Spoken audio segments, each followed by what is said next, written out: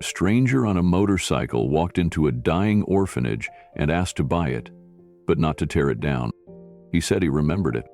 Now the children are being told they're not just orphans, they're the key to something far bigger. And no one knows why Keanu Reeves is watching them from the shadows. Before we continue this incredible story, let us know where you're watching from. If you enjoy stories like this, subscribe to the channel, because tomorrow we have another inspiring story you won't want to miss.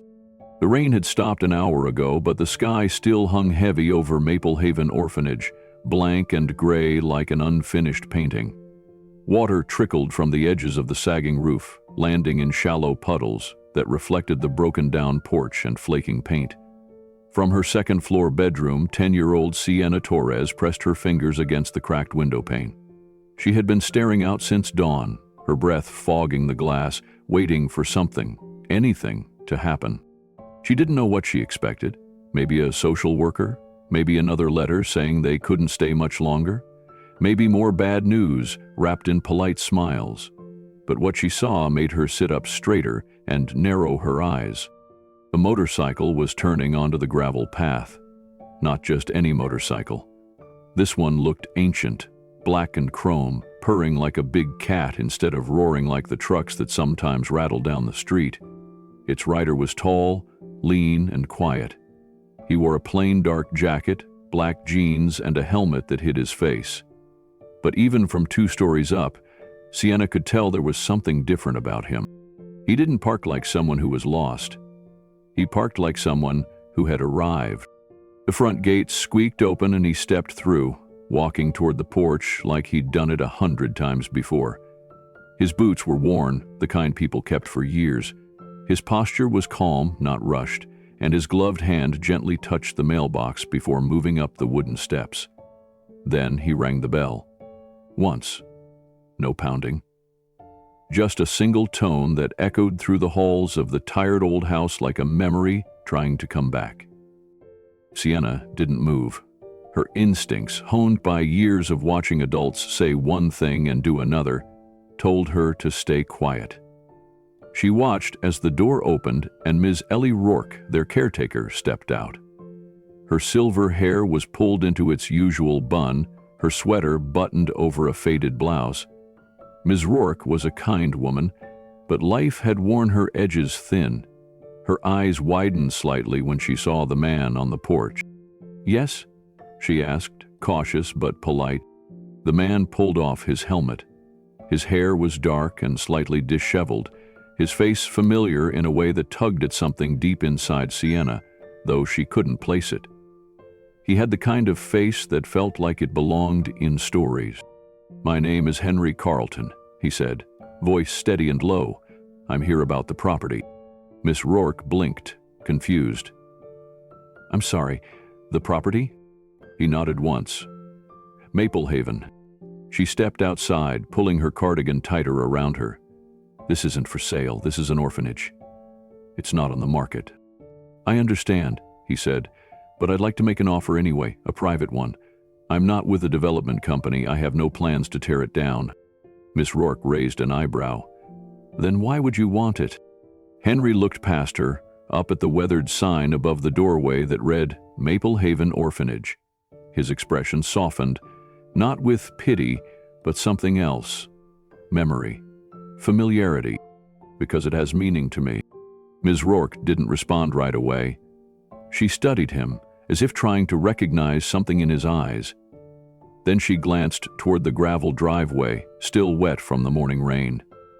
No other vehicles, no briefcase, no entourage, just this one man with tired boots, a motorcycle, and a strange kind of silence about him. "Meaning," she repeated softly, almost to herself. Henry gave a quiet nod. "I'm not here to disrupt anything, but I'd like to come inside and talk, if you're willing." Sienna watched as Ms. Rourke hesitated. The door hung half open, caught between duty and instinct. For a moment, it seemed like she might say no. Then she stepped aside. "All right, but the children are about to have lunch. We don't usually allow visitors without notice." "I won't take long," Henry said, stepping through the door like he had done it once before. Sienna crept back from the window and padded down the hall toward the top of the stairs. She moved lightly, avoiding the boards she knew would creak. At the landing, she crouched and listened. The hallway downstairs was dim, lit only by the dusty sunlight filtering through stained curtains. Henry's footsteps were soft. She heard them move past the parlor toward Ms. Rourke's office. The door shut quietly behind them. She stayed frozen in place, heart racing. Something about that man, the way he had looked at the building, the quiet way he had spoken. It wasn't like the others. Developers came in suits with tape measures and fake smiles. Donors came with flashbulbs and cameras. But this man had come alone, on a motorcycle, without a single word about money or renovations. Sienna didn't believe in magic, not really. But sometimes she believed in moments. And this one felt like a moment that mattered. She didn't hear much from the office, just the muffled hum of voices. No raised tones, no shouting. Still, her stomach twisted with a mix of dread and curiosity. Behind her, the hallway creaked. She turned to see Leo standing barefoot in his pajama pants, holding a piece of paper and a colored pencil. His dark hair stuck up in every direction. "Someone came," she whispered. "I know," Leo whispered back. "I heard his bike before anyone else did." Sienna nodded, then looked down the staircase again. "He says he wants to buy the house." Leo frowned. "Is he going to take us away?" "I don't think so," she said. "But I don't think he's just here to help, either." Leo unfolded the paper he had been drawing on.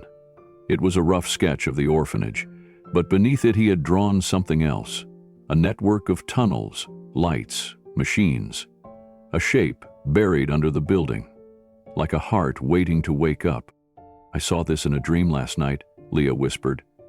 "I think he's here for what's underneath." Sienna felt a chill slide down her spine. She didn't know what any of it meant, but neither of them moved from the stairs. The door to Ms. Rourke's office opened, and both children tensed. Henry stepped out first. His shoulders were still relaxed, but his jaw had tightened. Ms. Rourke followed, arms folded, her face unreadable. She wasn't the type to show fear in front of the children, but Sienna knew the signs. The way she tapped her fingers against her elbow, the way her eyes flickered to the staircase. She'd seen something she didn't expect. Henry looked up, just briefly. His gaze brushed across the shadows at the top of the stairs. Sienna ducked instinctively, but not before they locked eyes for a heartbeat. He didn't say anything. He didn't need to. Mrs. Rourke cleared her throat. "Children, lunch in 10 minutes. She was addressing the hallway like it was full, even though only Leo and Sienna were watching. Henry turned back to her. "Thank you for your time.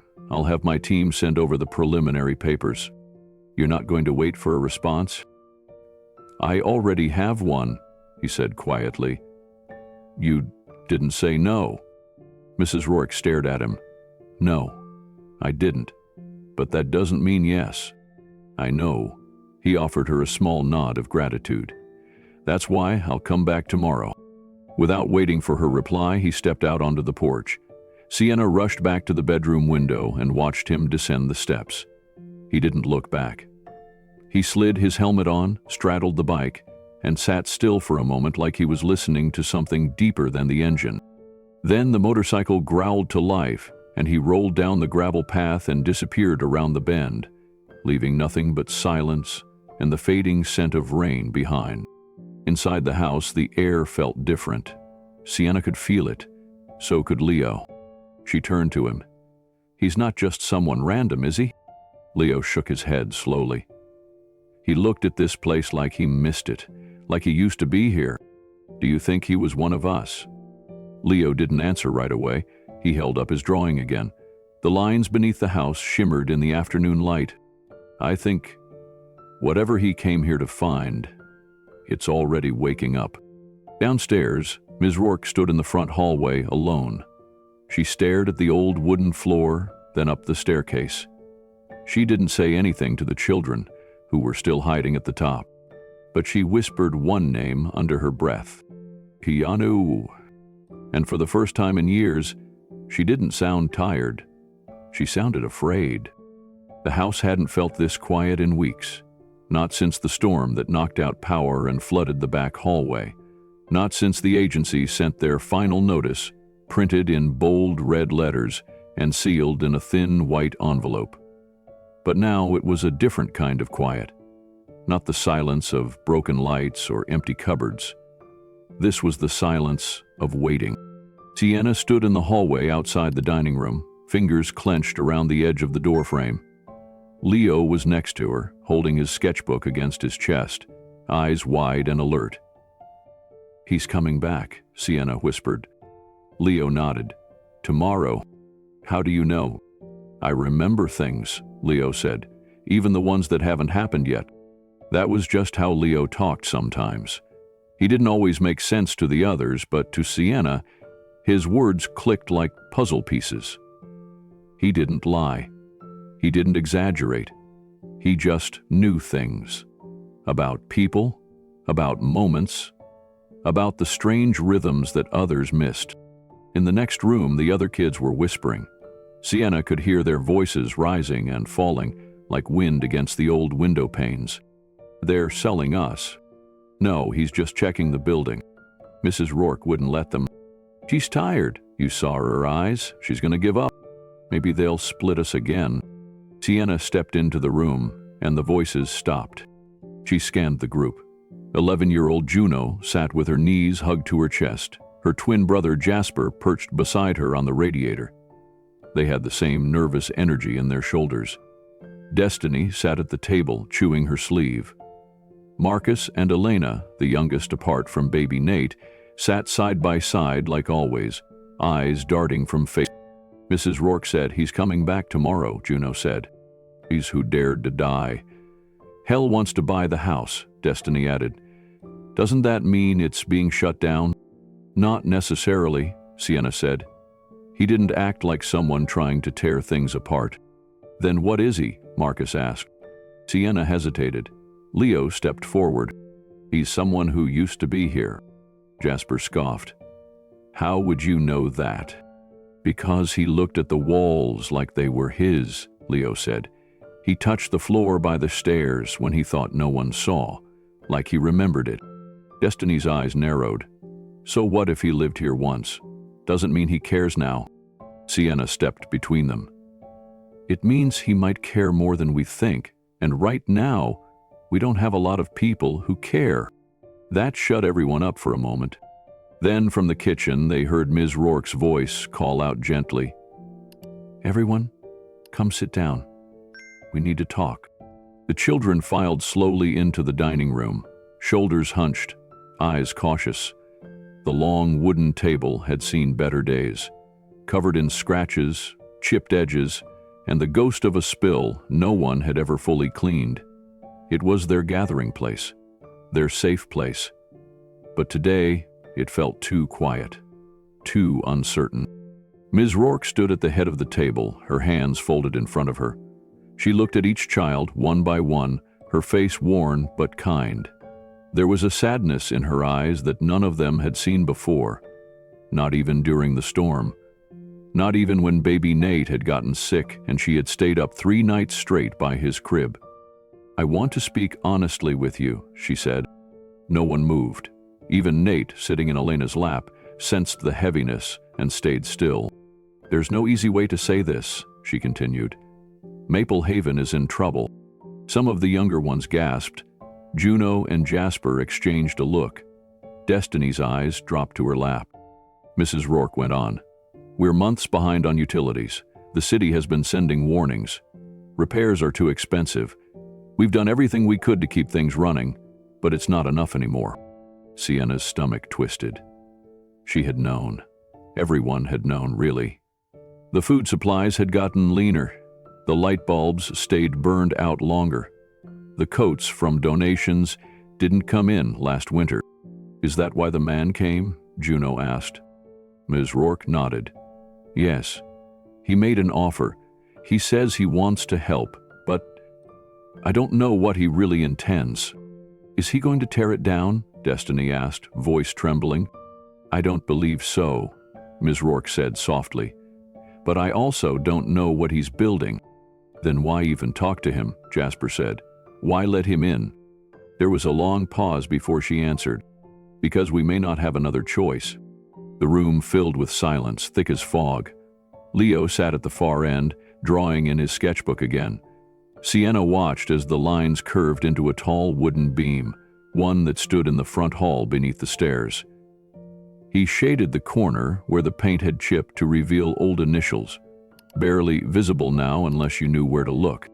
She had seen him touch it, and now she had to know more. After the meeting, as the children drifted back into their rooms and the hallways quieted again, Sienna slipped away. She waited until Ms. Rourke was in the laundry room, then crept downstairs, avoiding the boards that creaked the loudest. She crouched near the front entryway, hidden behind the curtain that separated the sitting area from the hall. She could hear voices, low and serious. Ms. Rourke's voice came first, quiet, controlled but weary. "I have to ask you again, Mr. Reeves. Why this place? There are a dozen properties in this district more suitable for what you described." There was a brief pause. Then Keanu's voice, low and gentle, like he was speaking from a place far deeper than words.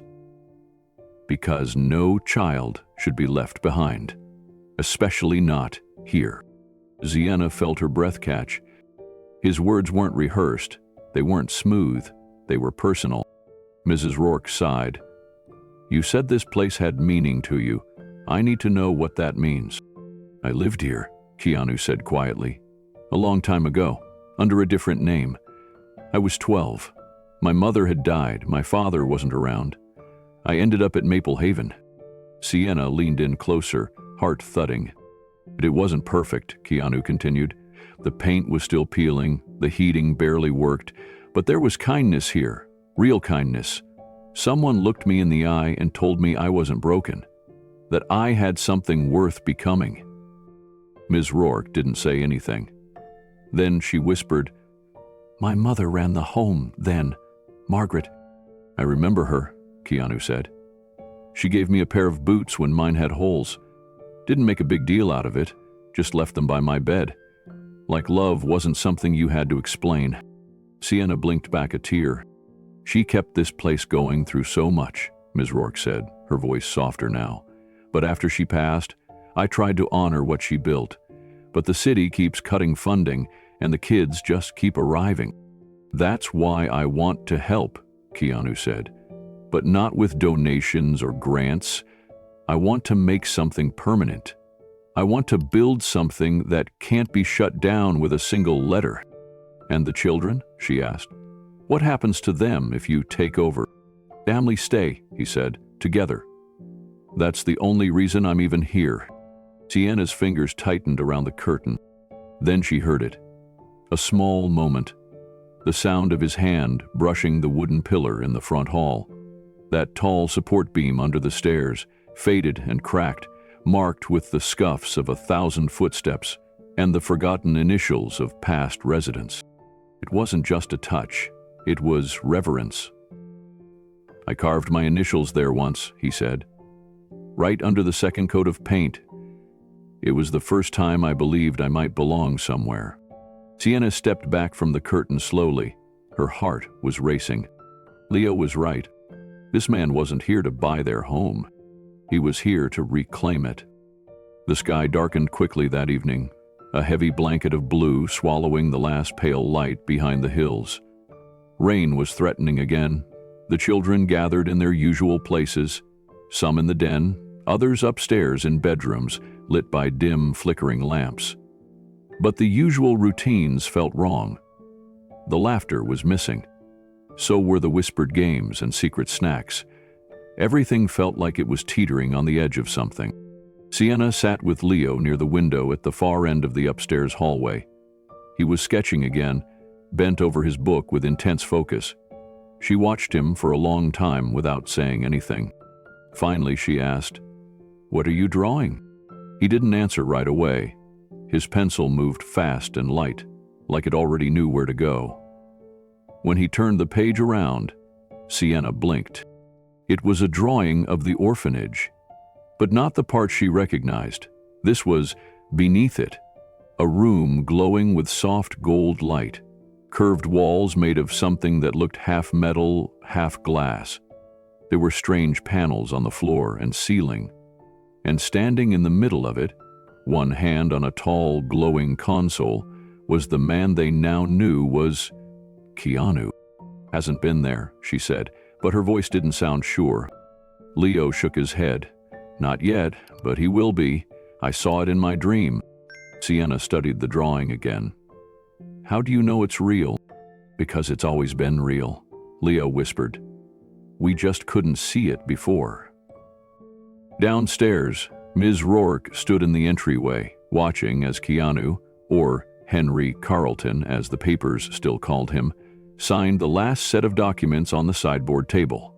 Two men in suits waited behind him, saying nothing. One of them held a briefcase. The other was on the phone, speaking in hushed tones. When Keanu finished signing, he handed the pen back and nodded once. "It's done," the man with the briefcase said. "We'll file this with the county registrar in the morning." Keanu didn't look at him. His eyes were still on Ms. Rourke. "Will you tell them tonight?" She nodded reluctantly. "They deserve to hear it from me." "I'll speak to them too," he said. "Not about the deal, just about what comes next." She sighed. "They're scared. Most of them have already been moved once, some more than that." "I know," he said softly. "That's why this time has to be different." She stared at him a long time. "You really believe you can save this place?" "No," he said. "I believe we can turn it into something that's never existed before." The dining room felt like a waiting room for bad news. The children sat in silence around the old table, chairs creaking under shifting weight and nerves. A few of them held on to each other, Juno's hand locked tightly with Jasper's, Elena leaning her head on Marcus's shoulder. Even Destiny, who normally filled silences with sarcasm or humming, kept her head down. Ms. Rourke entered first. She didn't say anything at first. Her lips were pressed into a thin line, and her eyes were red, like she'd been rubbing them too hard. Keanu followed her, hands in his jacket pockets, shoulders calm but heavy. No one said a word. Even baby Nate, perched on Leo's lap, sensed something different and stayed still. Mrs. Rourke cleared her throat. "I want to tell you something, and I want you to hear all of it before you ask questions." Sienna's chest tightened. This home, Maple Haven, was sold tonight. A collective gasp moved around the table like a ripple. "You sold it?" Destiny asked, voice cracking. Jasper stood up, fists clenched. "Are they splitting us up?" "No," Keanu said firmly, stepping forward. His voice wasn't loud, but it cut through the room like wind through leaves. "No one is splitting you up." "Then why are you here?" Juno asked. "What do you want with us?" He paused, then looked around the room, meeting every pair of eyes one by one. "I lived here when I was 12, he said. "My name was Keanu back then too, but no one knew who I was. I was just another quiet kid with nowhere to go." Sienna held her breath. "This place gave me something I didn't know I needed," he continued. "A roof, yes, but more than that, people. A sense that I wasn't forgotten." "You're not here to tear it down?" Marcus asked carefully. "No," Keanu said. "I bought it so no one else could." Mrs. Rourke stepped in again. "Children, I've known for months we couldn't keep things going. We were one step away from the state coming in and shutting us down anyway. I didn't want to tell you because I didn't want to scare you." "We already were scared," Jasper muttered. "I know," she said, her voice breaking. Keanu knelt near the end of the table, facing Leo and Sienna directly. "I'm not here to take anything away from you. I'm here to build something better, and I can't do that without you." Sienna's throat tightened. "What are you building?" Keanu smiled, but it wasn't a full smile. It was thoughtful, careful. "We're not ending something," he said gently. "We're beginning something no one's ever tried before." The room was still. Every child had their eyes locked on him, their silence filled with 100 different questions they didn't know how to ask. "What does that mean?" Destiny finally asked. "What are we starting?" Keanu looked down for a moment, then back up at her. "A place that doesn't just shelter you, but raises you to become who you were always meant to be. Not a system, a home, a future." "But we already have a home," Marcus said, his voice shaking. "This is our home." Keanu nodded, "And it still will be. The walls might change, the tools inside might be new, but the heart of it stays the same." Leo had been quiet, but now he opened his sketchbook and slid it across the table toward Keanu. "This is what I saw last night," he whispered. Keanu picked up the book and studied the drawing. His expression didn't change, but his eyes lingered for a long time on the glowing chamber beneath the house. The same one Leo had drawn earlier upstairs. "You saw this in a dream?" Keanu asked. Leo nodded. "It's under the orphanage, isn't it?" Ms. Rourke looked startled. "Leo, what are you talking about?" But Keanu simply placed the sketchbook down, turned it toward the others, and said, "He's not wrong." Gasps moved around the table again. Sienna leaned forward, staring at the image. She didn't understand how Leo knew, but something inside her said it was true, that there was more to this place than anyone had told them, than anyone had ever seen. "What's down there?" Jasper asked. Keanu hesitated, then spoke slowly. "Something old. Something waiting. I didn't come just to protect this house. I came because I believe this place has a purpose. And so do you." "You mean like a mission?" Juno said. "A legacy," Keanu answered. The room fell silent again, heavier this time, not with fear, but with wonder. Mrs. Rourke's voice was barely above a whisper. "Is it dangerous?" "No," he said softly, "but it's powerful, and it has to be treated with care. That's why I came back, not just to preserve it, but to unlock it the right way." The children stared at him, unsure if they were hearing a bedtime story or the start of something real. "I'm not asking you to believe everything tonight," Keanu said. "I'm just asking you to stay together. Trust that something better is coming." Sienna looked around at the faces she loved, their fears, their flickers of hope.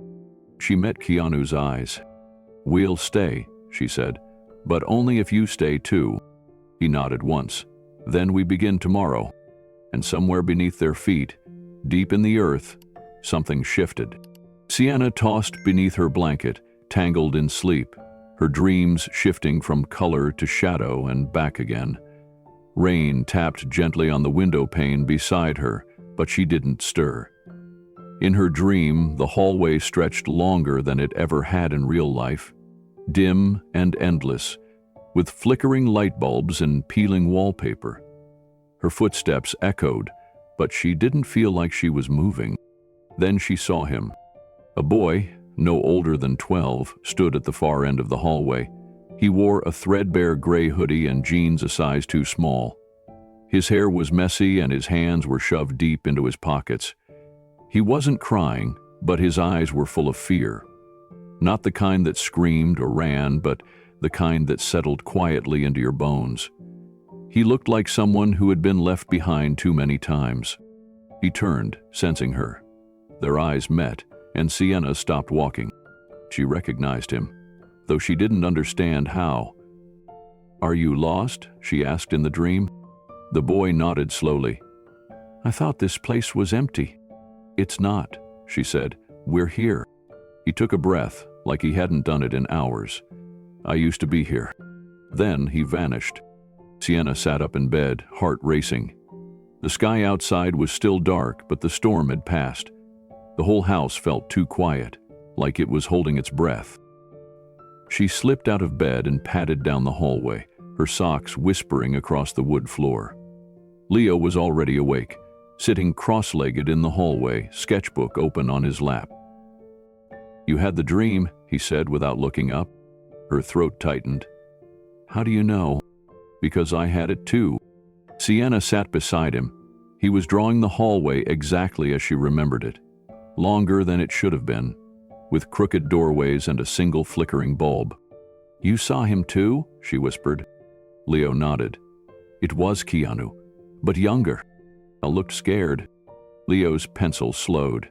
He was. Downstairs, the creak of the front porch told them Ms. Rourke was already up, probably starting coffee like she always did. But something felt different. The house itself felt different, like it was remembering too. Later that morning, the children gathered in twos and threes in the living room. No one said it out loud, but they had all felt the change. Something had opened. Something was waiting. "Let's look around," Jasper said. "Really look. There are rooms we've never even seen." Elena hesitated. "What if we get in trouble?" "Then we get in trouble," Sienna said. "But we've lived here our whole lives. It's time we knew what's under our feet." The group moved quietly through the back corridor, past the storage room where old boxes of clothes and broken toys had been piled for years. No one really went there anymore. The floor slanted slightly, the light switch didn't work, and most of the children had convinced themselves it was haunted just to avoid cleaning it out. But today was different. Jasper led the way, a flashlight in his hand. Sienna followed close behind, with Leo clutching his sketchbook and Destiny walking backward to keep an eye on the hall. Elena carried baby Nate in a blanket sling, while Marcus pushed open the warped door at the end of the corridor. The smell hit them first. Dust, metal, and something older, like the inside of an attic that hadn't been touched in generations. The air was thick, but not heavy. It felt like breathing in a memory. The room was small, maybe 12 feet across, with old furniture stacked to the ceiling. Filing cabinets, crates, broken chairs, a dented globe. And then, behind a sagging bookshelf, they saw it. Her door. Not just any door. This one was metal, painted the same color as the wall behind it, with faint geometric carvings running across its surface. Not decorative. Symbols. Lines that didn't quite meet, like a map with no labels. The handle was heavy, circular, and rusted in place. "What is that?" Destiny whispered. Sienna reached out but stopped inches away from touching it. "It doesn't look like it belongs here." Leo nodded. "It doesn't." "You think it's new?" Jasper asked. "No," Leo said quietly. "I think it's older than all of us." They stood in silence for a few moments, the flashlight beam dancing across the markings. Baby Nate stirred against Elena's chest, murmuring something that almost sounded like a tune. None of them had ever seen him do that before. "We should tell Ms. Rourke," Elena said finally. "Are you sure?" Sienna asked. "She's never told us this room even existed." "I think she knows," Leo whispered. "I think she's always known." They filed out slowly, each one glancing back over their shoulder at the strange, sealed door. None of them said it, but they all felt it. That door wasn't just forgotten. He was waiting. Back in the main room, Ms. Rourke was setting out cereal boxes when they entered. Her smile faded the moment she saw their faces. "We found a door," Sienna said quietly. "In the back hallway." Mrs. Rourke's hands froze mid-macnut. The cereal box slipped from her grasp and hit the floor with a dull thud. She didn't speak, but her hands were trembling. The room stayed quiet. No one moved. The cereal box lay on its side, forgotten. Mrs. Rourke bent slowly, picked it up and placed it back on the counter, her motions careful, mechanical. Her hands were still shaking. Jasper spoke first. "You knew about it, didn't you?" Mrs. Rourke didn't look at him. She took a breath and tried to steady herself. "There are parts of this house that go back longer than any of us," she said. "Things that were built long before I was in charge." "Why didn't you tell us?" Destiny asked. "Because I was told not to," she said. "By my mother. By her mother before her. We were always told to keep the basement sealed." "But why?" Sienna pressed. "What's down there?" Mrs. Rourke met her eyes for the first time. There was no anger in her face. Just fear. Real, honest fear. "I don't know," she said. Not exactly. But I do know that whatever is behind that door, it's not normal, and it's not safe. But Leo saw it, Elena said, in a dream, and so did Sienna. It's connected to Keanu somehow. At the mention of his name, Ms. Rourke stiffened. Then maybe he'll open it, she said softly. Maybe that's why he came back. Did he know about it when he was here? Leo asked. Ms. Rourke hesitated. Then she nodded once. He was the only child in 30 years to ask about it. He was drawn to it, just like you. He never saw what was inside, but something changed after he touched the door. The children exchanged nervous glances. Changed how? Marcus asked. Ms. Rourke stepped away from the counter, walked to the old cabinet near the wall, and pulled open the drawer. She retrieved a thin folder, yellowed with age, and opened it to reveal a faded black and white photograph. The picture showed a much younger Keanu, maybe 11 or 12, standing in the hallway outside the storage room. His hand rested on the metal handle of the hidden door. I found this after he left, Ms. Rourke said. It was tucked behind one of the files. He never told anyone about it. But after that day, he started drawing things. He'd sit for hours sketching machines, symbols, things that didn't make sense to any of us. Leo leaned forward, staring at the photograph. That's where I saw him, Sienna whispered. In my dream. Ms. Rourke looked at her, startled. Sienna stepped closer. He wasn't scared of the house. He was scared of being forgotten, of being left behind. Mrs. Rourke closed the folder slowly. Then maybe it's time we stop hiding from the past. No one said it out loud, but they all knew what was coming. The door would be opened, and whatever was behind it would change everything. The next morning didn't begin with the usual rustle of cereal boxes and sleepy yawns. It began with the deep rumble of engines. Trucks pulled up the gravel drive one after another, large and silent and unfamiliar. The children gathered at the windows, pressing their faces to the glass, breath fogging the panes. They're here, Jasper said under his breath. Sienna stood next to Leo, who was already sketching again. His pencil moved faster than usual, his hand shaking slightly. Those aren't demolition trucks, he whispered. They weren't. There were no bulldozers or wrecking balls.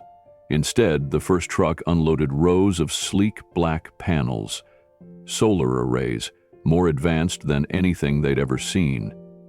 Men and women in gray uniforms moved with quiet precision, each person carrying equipment with practiced care. Engineers, scientists, not construction workers. They're putting panels on the roof, Destiny said from the east window, and on the field by the fence. Are we getting power upgrades? Marcus asked. Leo shook his head. No, we're becoming something else. Downstairs, Ms. Rourke stood at the front door, watching it all with a guarded expression. She wasn't used to strangers on her porch, let alone this many of them. Keanu approached from the edge of the property, having returned from a conversation with one of the team leads. His jacket was open, and the morning wind tugged gently at his collar. He paused beside Ms. Rourke, gazing up at the roof where workers had begun installing the first round of solar panels. I suppose now is when I'm supposed to explain, he said. Mrs. Rourke kept her eyes forward. I'd appreciate that. This place isn't being torn down, Keanu said. It's being transformed. She glanced at him. Into what?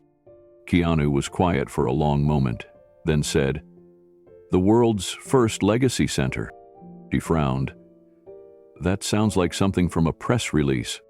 He turned to face her fully. It's a place where kids, like the ones inside, like I once was, don't just survive. They awaken, learn who they are, what they can become. Ms. Rourke crossed her arms. You talk like this is some kind of program. It's more than that, Keanu said. We're building a home that doesn't just offer safety, but purpose, identity, a future that's never been tried. And you think that can happen here? In a broken-down house on a forgotten street? Keanu looked up at the attic window, the one with the bent frame and water-stained wood. "I don't just think it," he said. "I remember it." Ms. Rourke followed his gaze, slowly. Her voice softened. "The room hasn't been touched in 40 years. "I know," Keanu said, "because I lived there." The wind stilled. Even the buzz of tools and muted voices from the workers outside seemed to fade for a moment. Ms. Rourke turned to look at him fully, her arms falling to her sides. Her voice came out barely above a whisper. "You. What did you just say?" Keanu nodded, slowly. "It was 1984. My mother had passed a few months earlier. There were no relatives willing to take me. I was sent here under my birth name, but everyone just called me that quiet kid from Toronto." She blinked hard. "Keanu." "I was 12, he continued. "Didn't talk much, stayed in the attic room. That window leaked when it rained. The wallpaper peeled. But your mother? She never made me feel like a burden." Ms. Rourke's lips parted, her face pale. "You were that boy, the one who used to fix the broken clocks and leave notes in the margins of books?" Keanu's eyes warmed. "She let me help in the tool shed when I wouldn't speak to anyone else. Said sometimes working with your hands says more than your mouth ever can." Mrs. Rourke reached out and touched the railing of the porch, as if grounding herself. "I remember the day you left. You were gone before dawn. No note? Just your initials carved in the wood under the window. I didn't know how to say goodbye," Keanu said. "I just knew I had to go." The air between them filled with a long silence, the kind that only happens when decades collapse in a heartbeat. "But you came back," she finally said. He nodded. "I never forgot this place. I tried to. I buried it, like most things that hurt. But something about it, about her, about the way she made us feel, it stayed. And when I started seeing things in the news about how this home might shut down," he trailed off. But he didn't need to finish. Ms. Rourke took a breath, steadying herself. "Why now?" "Because the world is changing," Keanu said. "And the kids we think are being left behind, they might actually be the ones meant to lead." She stared at him. "You really believe that?" "I do," he said, "and I think it begins here." Behind them, a truck released another load of strange equipment. Curved panels, crystalline containers, and something that looked like a server rack fused with a sculpture. Ms. Rourke looked out toward the yard again. "What exactly are you building?" Keanu stepped beside her, looking out at the property where he had once been a forgotten boy. "A sanctuary," he said, "and a secret." They stood together in silence as the morning brightened, the sun casting golden light over the orphanage lawn, now lined with metal scaffolding and high-efficiency solar panels. The once quiet house buzzed like a beehive, but not in a destructive way. It was the hum of purpose, of something new forming in the bones of something old. Inside, the children had gathered again near the front windows. They watched with wide eyes as strange machines were rolled off the backs of trucks, each one stranger than the last. A dome-shaped device glowed with soft pulses. A floating sensor orb hovered above the ground, blinking as if scanning the very air. "What is all this stuff?" Marcus asked. Leo stood at the center of the group, his eyes reflecting everything at once. "They're building something underneath." Destiny frowned. "Underneath what?" Leo's voice was quiet but steady. "Us." Back on the porch, Ms. Rourke's voice had dropped to something only Keanu could hear. "You're not just here to rebuild the home, are you?" "No," he said softly. "I'm here to reveal what it's always been." Ms. Rourke turned to face him. "And you really think these kids, they're capable of whatever it is you believe?" "I don't just believe it," Keanu said. "I know it, because I was one of them." He pulled something from the inside of his jacket, a folded piece of old notebook paper, its edges frayed and stained. He handed it to her. She unfolded it slowly. It was a list. A short one. 4 names, each written in careful handwriting with check marks next to 2 of them. The third had a star beside it. She looked up at him. "What is this?" "Names of kids who lived here," he said. "Kids who showed signs of being different. Kids your mother protected without ever explaining why." "And the star?" she asked. "David. That was me." Her eyes welled. She didn't try to blink the tears away. "I didn't understand what I was," he continued. "I just knew that when I was here, things made sense. I could build things no one else could, fix machines that shouldn't have worked. It wasn't until I left that I realized I wasn't broken. I was becoming something." Ms. Rourke held the paper tightly, her voice trembling. "And what about them?" she asked, motioning toward the house. "The new children?" "They're the next part of the story," he said. She stared at him for a long moment. "You're really him. You're really Keanu Reeves." He smiled, tired but full of something real. "No aliases anymore." The wind picked up slightly, lifting the edges of the list in her hand. From inside the house, Sienna and Leo stepped onto the porch.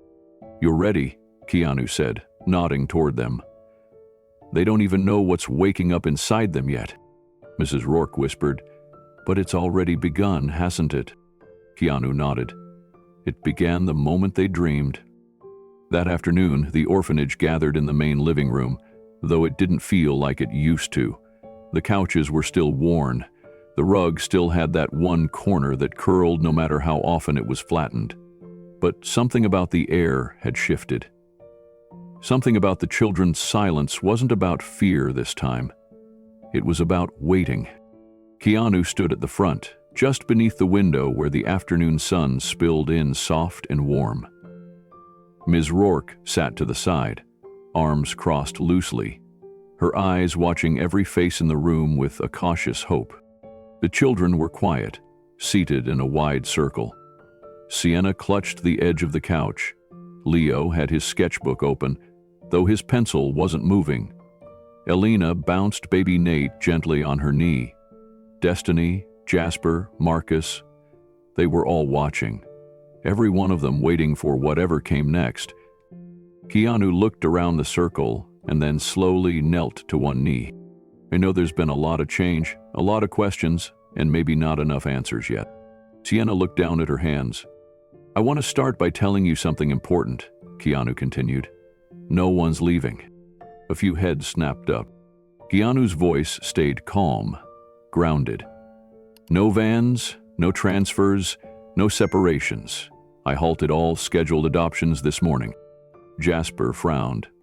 "You can do that?" "I already did," Keanu said. Destiny narrowed her eyes. "What gives you the right to stop it?" Keanu didn't flinch. "I didn't come here to break what's already whole. I came here to protect it. You all belong together. And we're building around that, not tearing it apart." The children didn't cheer. They didn't shout, but the shift was immediate. Shoulders relaxed. Breath came easier. Even Ms. Rourke let her hands fall to her lap. Sienna whispered, "But why?" Keanu turned to her gently. "Why what?" "Why us?" she asked. "Why save this place? Why stop everything for a group of kids no one else wanted?" He met her eyes. There was something in his gaze that made her heart slow down. "Because," he said, "you remind me of who I was before someone believed in me." No one spoke. That one sentence landed heavier than any lecture or speech ever could have. Leo's pencil began to move again, almost without him realizing. Keanu reached behind him and pulled something from a canvas satchel. It was a thin, dark gray tablet, sleek and unlike any device the children had seen before. He walked over and placed it gently in Leo's lap. "I had this built for someone like you," Keanu said. "It's not like a regular tablet. It listens, it learns, it responds to intention." Leo's fingers trembled as he touched it. The surface shimmered faintly at his touch. Leo didn't ask how it worked. He didn't have to. The moment his fingertips rested on the screen, it lit up. Not bright, but soft, like the glow of something waking up. A blank canvas waited, no buttons, no app icons, just space. He picked up the stylus attached by a slender cord. His movements were hesitant at first, but then instinct kicked in. Lines appeared, smooth and weightless. Curves formed, then shapes, then textures. It wasn't like drawing on paper. It was like drawing on thought. The others leaned in, watching. "What's he drawing?" Destiny whispered. Deanna didn't answer. She couldn't. She was too busy trying to breathe through the shock. Because she recognized it. The ship. The shape, the curve of the wings, the glowing arc at the base. It was the same one from her dream. The same craft the boy version of Keanu had stood beside in that endless hallway. She hadn't told anyone about it. Not even Leah. And yet, there it was, flowing from his hands like it had always been inside him. Leo kept drawing, his tongue tucked into the corner of his mouth, eyes wide but focused. He didn't seem aware of how fast the lines were forming, how perfect the symmetry, how futuristic the design. Sienna whispered, "I saw that." Keanu turned toward her. "In your dream?" She nodded. He stepped beside her, his voice low. "You're not the only one." Sienna's heart skipped. "You saw it too?" "I didn't just see it," Keanu said. "I remember building it." Leo stopped drawing. He looked up slowly, eyes huge.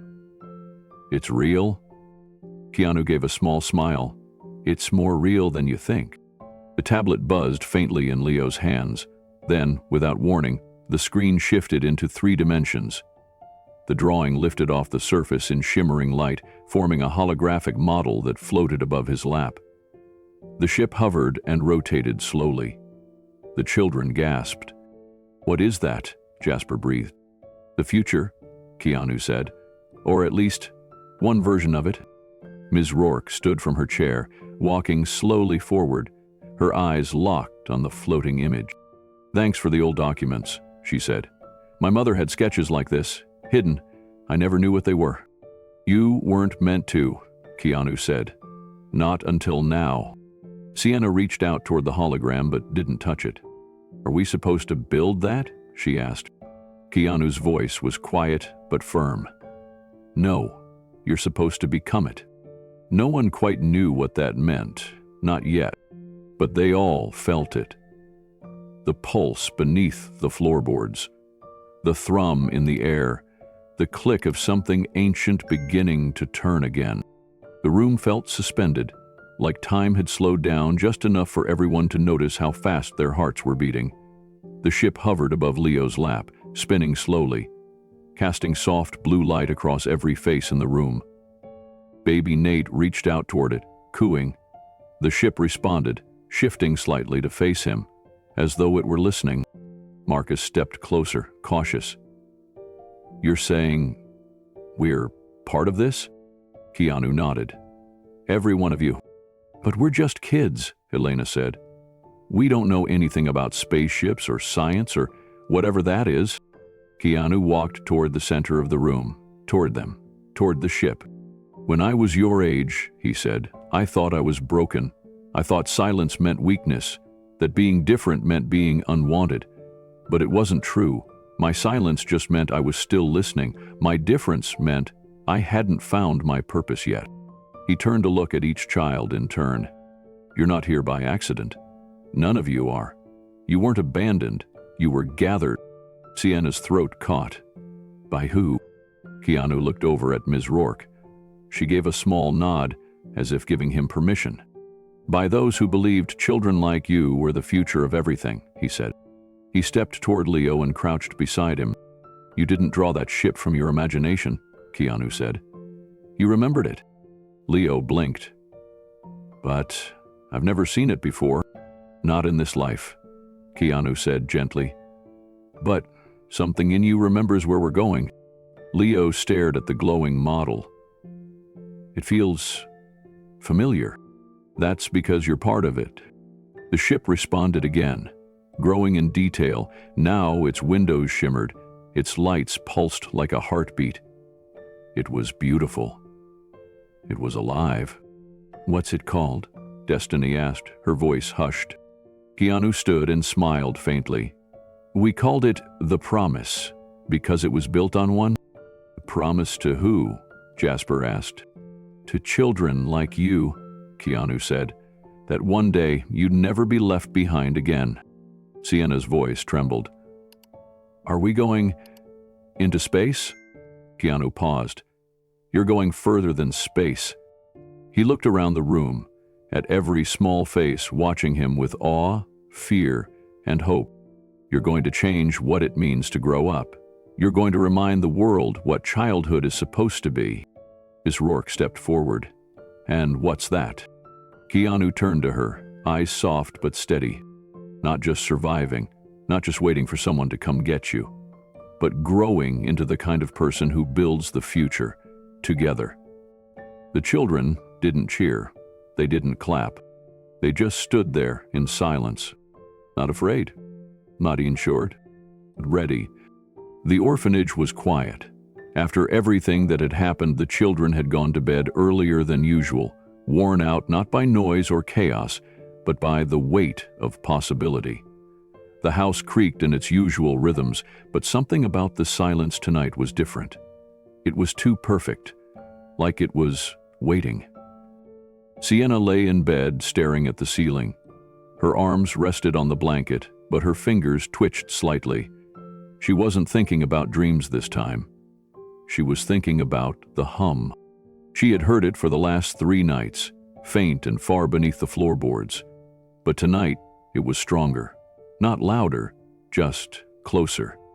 It vibrated against her chest like a whisper that wasn't meant to be spoken out loud. She sat up, her breath shallow, and glanced at the door.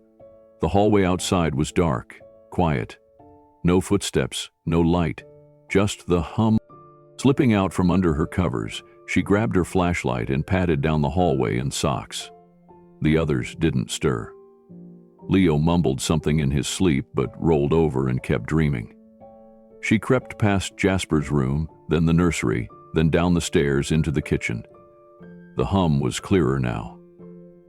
It was coming from the basement. The kitchen door to the back hall was open. That hadn't happened before. Her hand paused on the doorknob. She could feel it, the subtle vibration even through the wood. It wasn't mechanical. It wasn't electrical. It felt alive. She twisted the handle and stepped into the back hall. The old hallway stretched into darkness. The dusty storage room loomed at the end, but something had changed. A sliver of golden light leaked from the crack under the far door, the one they'd found behind the old furniture, the one with the strange symbols.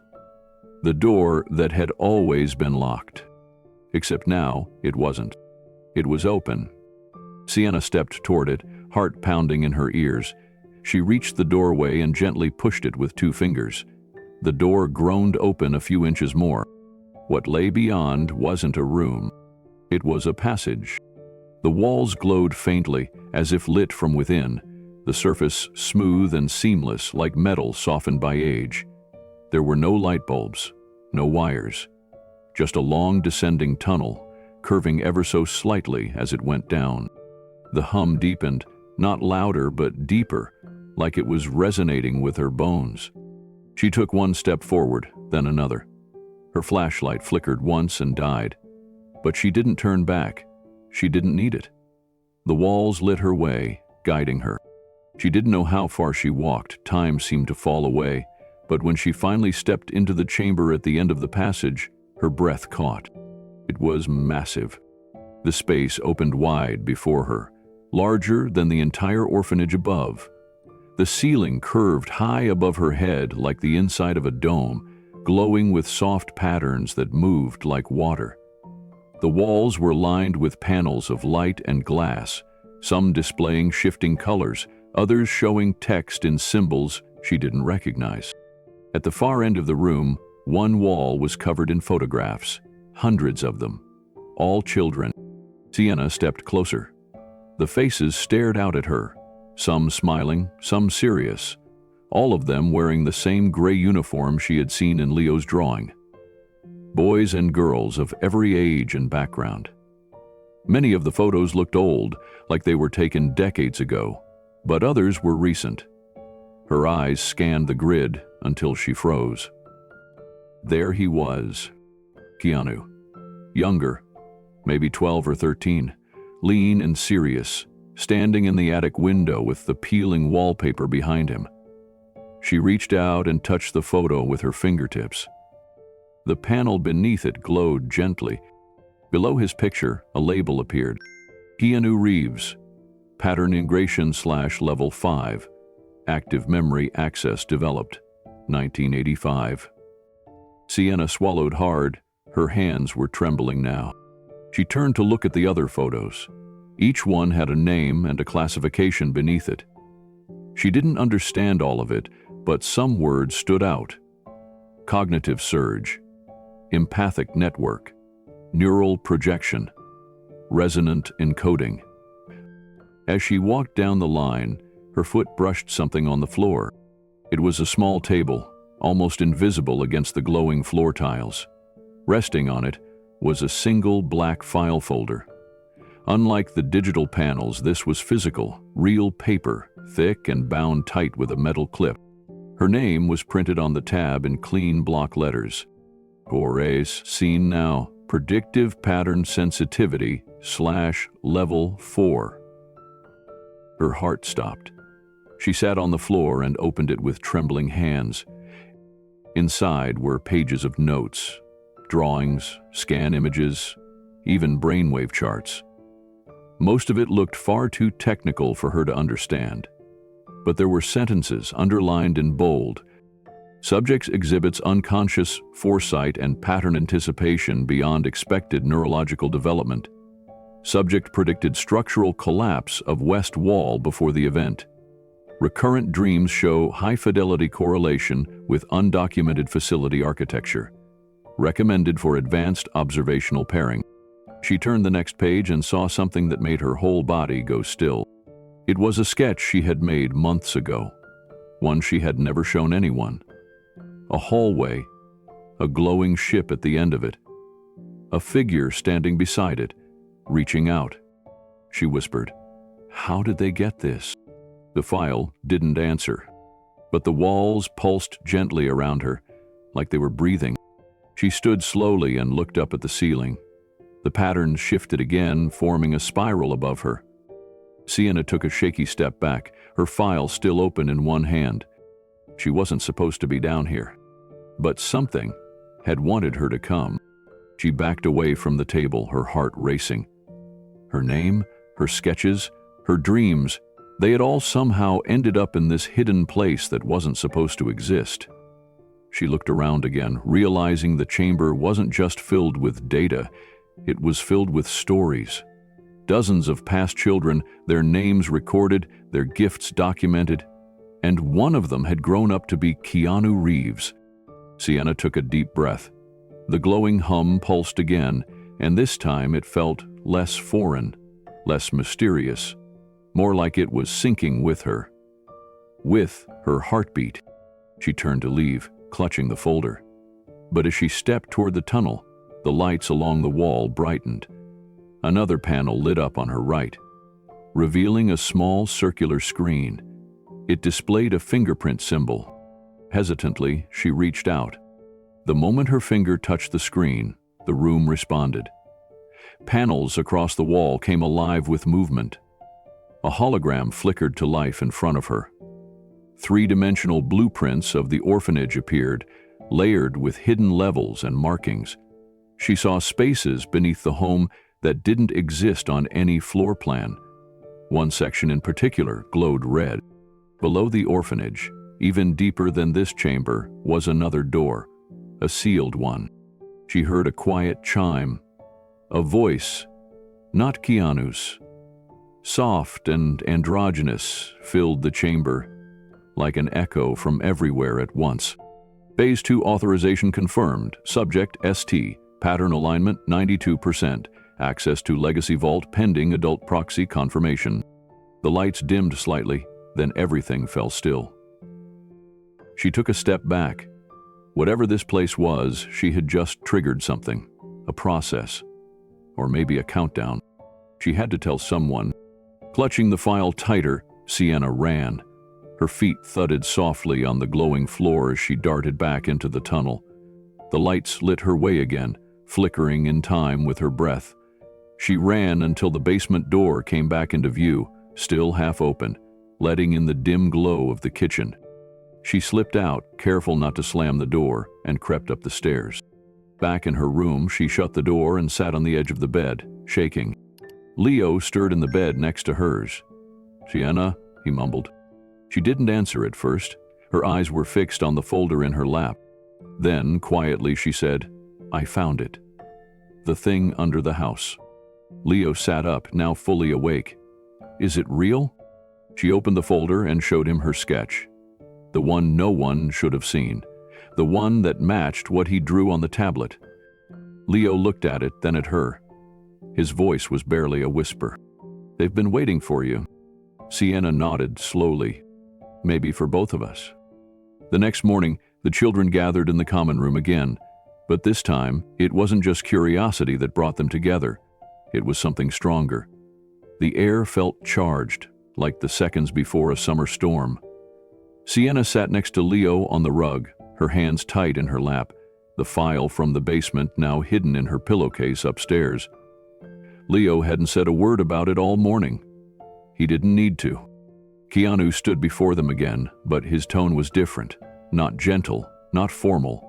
This time it was clear he was no longer just a visitor. He was one of them. He was speaking as someone who had once sat where they sat, who had once waited for answers just like they were now. "You all know something strange is happening," he said calmly. "I think many of you have felt it for a while, maybe even before I showed up." Jasper nodded slowly. Destiny leaned forward. Even the quiet ones, Marcus, Elena, the twins, were unusually still. "This land," Keanu said, motioning toward the floor, the walls, the space around them, "it isn't normal. Underneath this building is something ancient, something that's been guiding the development of children who live here for generations. Scientists call it a magnetic anomaly. But it's more than that." Sienna's heart started to race. She knew what he was about to say. She'd seen it, felt it. Last night had confirmed it. Keanu continued, "Some children who grow up in this house, on this exact land, develop enhanced sensitivities. He paused, letting the words settle. "They're not magic. They're not fantasy. They're just a different kind of potential. And every one of you carries it." No one laughed. No one rolled their eyes. Sienna leaned toward Leo and whispered, "He knows." Leo whispered back, "He always did." Keanu turned to Leo. "For example, Leo, when you draw, you're not just imagining things. You're perceiving structures, emotional, physical, and even technological. You can see patterns most people miss. You see how things are built, and more importantly, how they break." Leo's eyes widened. "Destiny," Keanu said gently, turning toward the oldest girl. "You always know when people are lying. You don't know how, but you feel it, like a ripple inside you." She nodded slowly. "It feels like static under my skin." "That's your gift," Keanu said. "You read truth the way others read books." He turned toward Sienna. "And you," her breath caught, "your brain processes the world differently. You don't just sense feelings, you sense shifts, possibilities, probabilities. It's like weather, isn't it? You know when something is going to happen, even if you don't know what." Sienna whispered, "I feel it in my chest, when things change." "Exactly," he said. "That's called predictive pattern sensitivity." She blinked. "That was in the file." Keanu didn't ask how she knew, he only nodded. "I know what you found, Sienna. And I'm glad you did. You needed to." He turned back to the group. "This place isn't an orphanage. That's what the world thinks it is, but it's not. It never was." Mrs. Rourke stood from her chair, her face pale but steady. Her hands were clasped tightly, the way they always were when something big needed saying. She looked at the children, her voice soft and sure. "Hel's right," she said. "This building has held secrets for longer than I've been alive. It's not just a home. It's a sanctuary." The children turned to her. She'd never spoken like this before. "My grandmother worked here," Miss Rourke said. "So did my mother. They told me stories, ones I didn't believe for a long time, about children who could sense storms before the clouds formed, children who could calm others with just a touch, children who could dream things that later came true." She looked toward Keanu, "and one boy who used to sit in the attic, talking to the stars like they were old friends." Sienna's eyes widened. "You remember him?" she asked. Mrs. Rourke nodded. "He was quiet, always watching, but kind. He helped the younger ones sleep when they had nightmares. We didn't know what he was back then, just that he was different." Keanu looked down, then smiled faintly. "I didn't know either. Not until I left and started remembering what this place gave me." He stepped forward again, his voice low. "This house gathers children who don't fit anywhere else. Children the world doesn't understand. It doesn't just shelter them, it awakens them." He walked to the center of the room and gently placed his hand on the old wooden pillar in the middle of the floor. "When I left, I promised myself one day I'd come back, that I'd turn this place into what it was always meant to be, a legacy center." Jasper raised a hand, hesitant. "What's that?" Keanu looked at him with a mix of pride and gravity. "It's a place where children discover who they really are. Not who society tells them to be, not who paperwork labels them, but who they were born to become." He turned and gestured toward the window. "That's why the workers are here, not to tear this place down, but to unlock it, to expand it, to protect it, and to make it the first of many." Destiny stood slowly. "Why now?" "Because," Keanu said, "for the first time in decades, all the signs came back together. The magnetic fields are shifting. Children like you are surfacing again in numbers we haven't seen in generations. It means something is coming. And you'll need each other to face it." Sienna's fingers tightened in her lap. "And what happens to us now?" she asked. Keanu's eyes met hers. "Now you train. You learn. You grow. Together." He looked at them all. "Because this isn't the end of your story. It's the beginning. And the world's going to need what only you can become." No one moved, but something deeper did. Something old, something alive, something awake. Sienna felt it again, that shift in the air, that quiet ripple deep in her chest. This time it wasn't fear or confusion, it was recognition. Like the hum from beneath the floorboards had risen and moved inside her, aligning with something that had been waiting all her life. She looked at the others. They were feeling it too. Jasper's skeptical stare had softened. Destiny stood taller, her shoulders no longer curled in defense. Even the twins, who never let go of each other's hands, had started leaning forward instead of back. A current was pulling them in, not pushing them out. Leo glanced at her, eyes sharp and shining. "He's not here to fix the house," he whispered. "He's here to wake it up." Keanu turned toward them again. "Starting tomorrow, things will change. We'll have teachers, people who once lived here, just like you. They'll help you understand what you can do and what it means. No more hiding, no more pretending." Destiny raised her hand. "Why did they stop it before? If this was always the plan, why did it end?" Ms. Rourke's eyes dropped. "Because we were afraid." The room went silent. "Not of the children," she added quickly. "Of what it might mean if the world found out. People wanted control, not understanding. Some thought it was dangerous. Others called it unnatural. There were efforts to shut it down, and eventually, we just stopped saying anything." Keanu nodded. "Fear buried it. But it didn't kill it.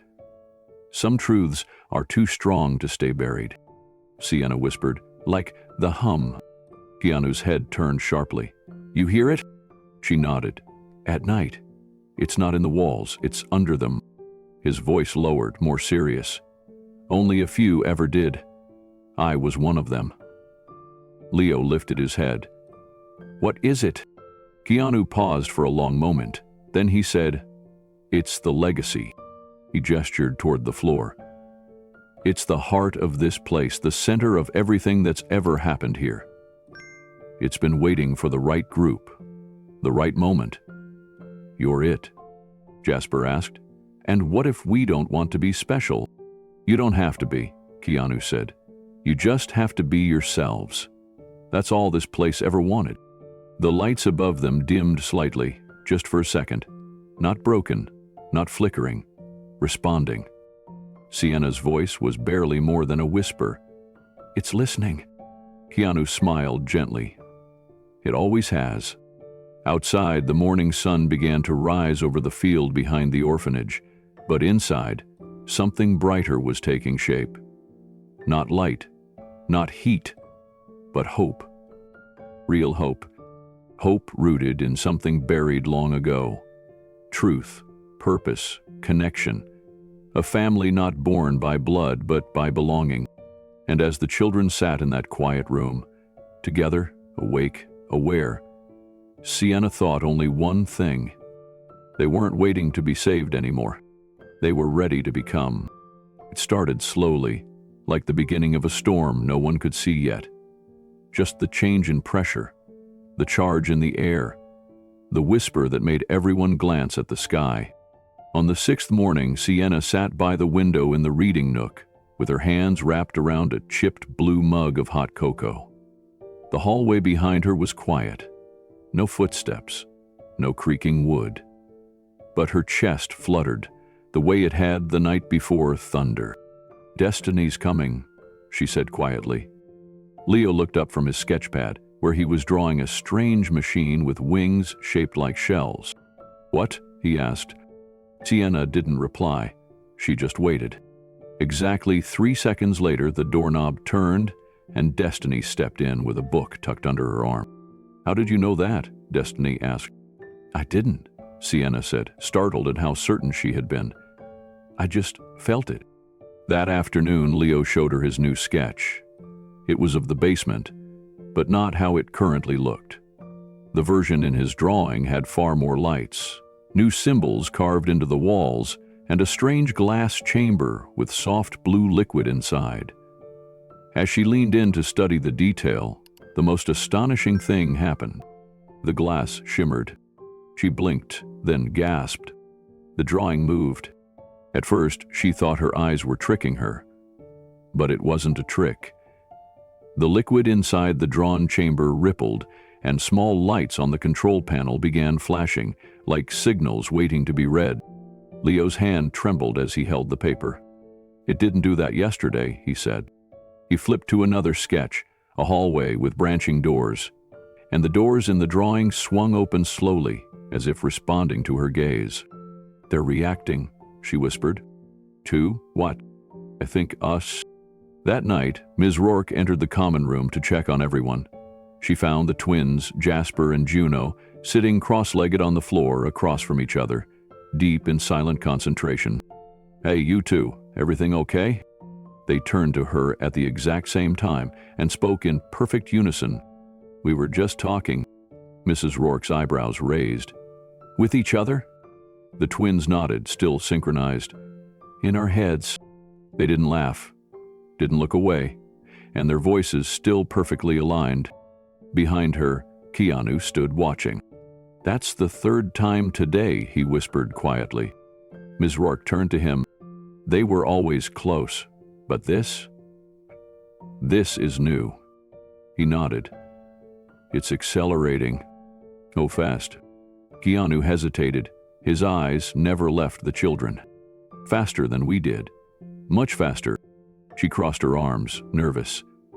What does that mean? Keanu didn't answer right away. He watched as Leo carefully lifted another sketch and placed it on the windowsill.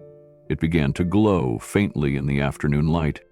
It means whatever's waking up beneath us, it's not just recognizing them, it's aligning with them.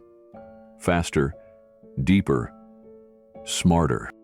Mrs. Rourke's voice dropped. Should we be worried? No, Keanu said. We should be ready. By the end of the week, there wasn't a single child in the house who hadn't experienced something strange. Destiny could finish people's sentences before they even opened their mouths. Jasper and Juno no longer needed to speak out loud at all. They moved and reacted like mirror images, often responding to questions before they were even asked. Elena, who had always been painfully shy, found she could mimic voices perfectly after hearing them once, down to the smallest inflection. Marcus, who loved music but couldn't read a note, sat down at the old piano in the hallway and played a melody no one had ever taught him. It was like the building itself had peeled away layers no one had known were there. In the late evening, while the sky burned orange through the second-floor windows, Sienna sat in the corner of the study with a stack of old journals Ms. Rourke had once hidden in a locked cabinet. They were full of notes, handwritten logs going back decades, each one describing previous children who had lived there. There were drawings like Leo's, dream records, and terms like resonant empathy, intuitive kinetics, and projection pairing. She read until her eyes hurt. Then she flipped to the last page of the final journal. It was a simple entry, one line. The next ones will come when the earth stirs again, and they will not be born to hide. Downstairs, Keanu walked slowly through the quiet halls with Ms. Rourke beside him. The walls glowed faintly now, even without fixtures turned on. The floor vibrated ever so gently, as though something vast and sleeping had started to turn over in its rest.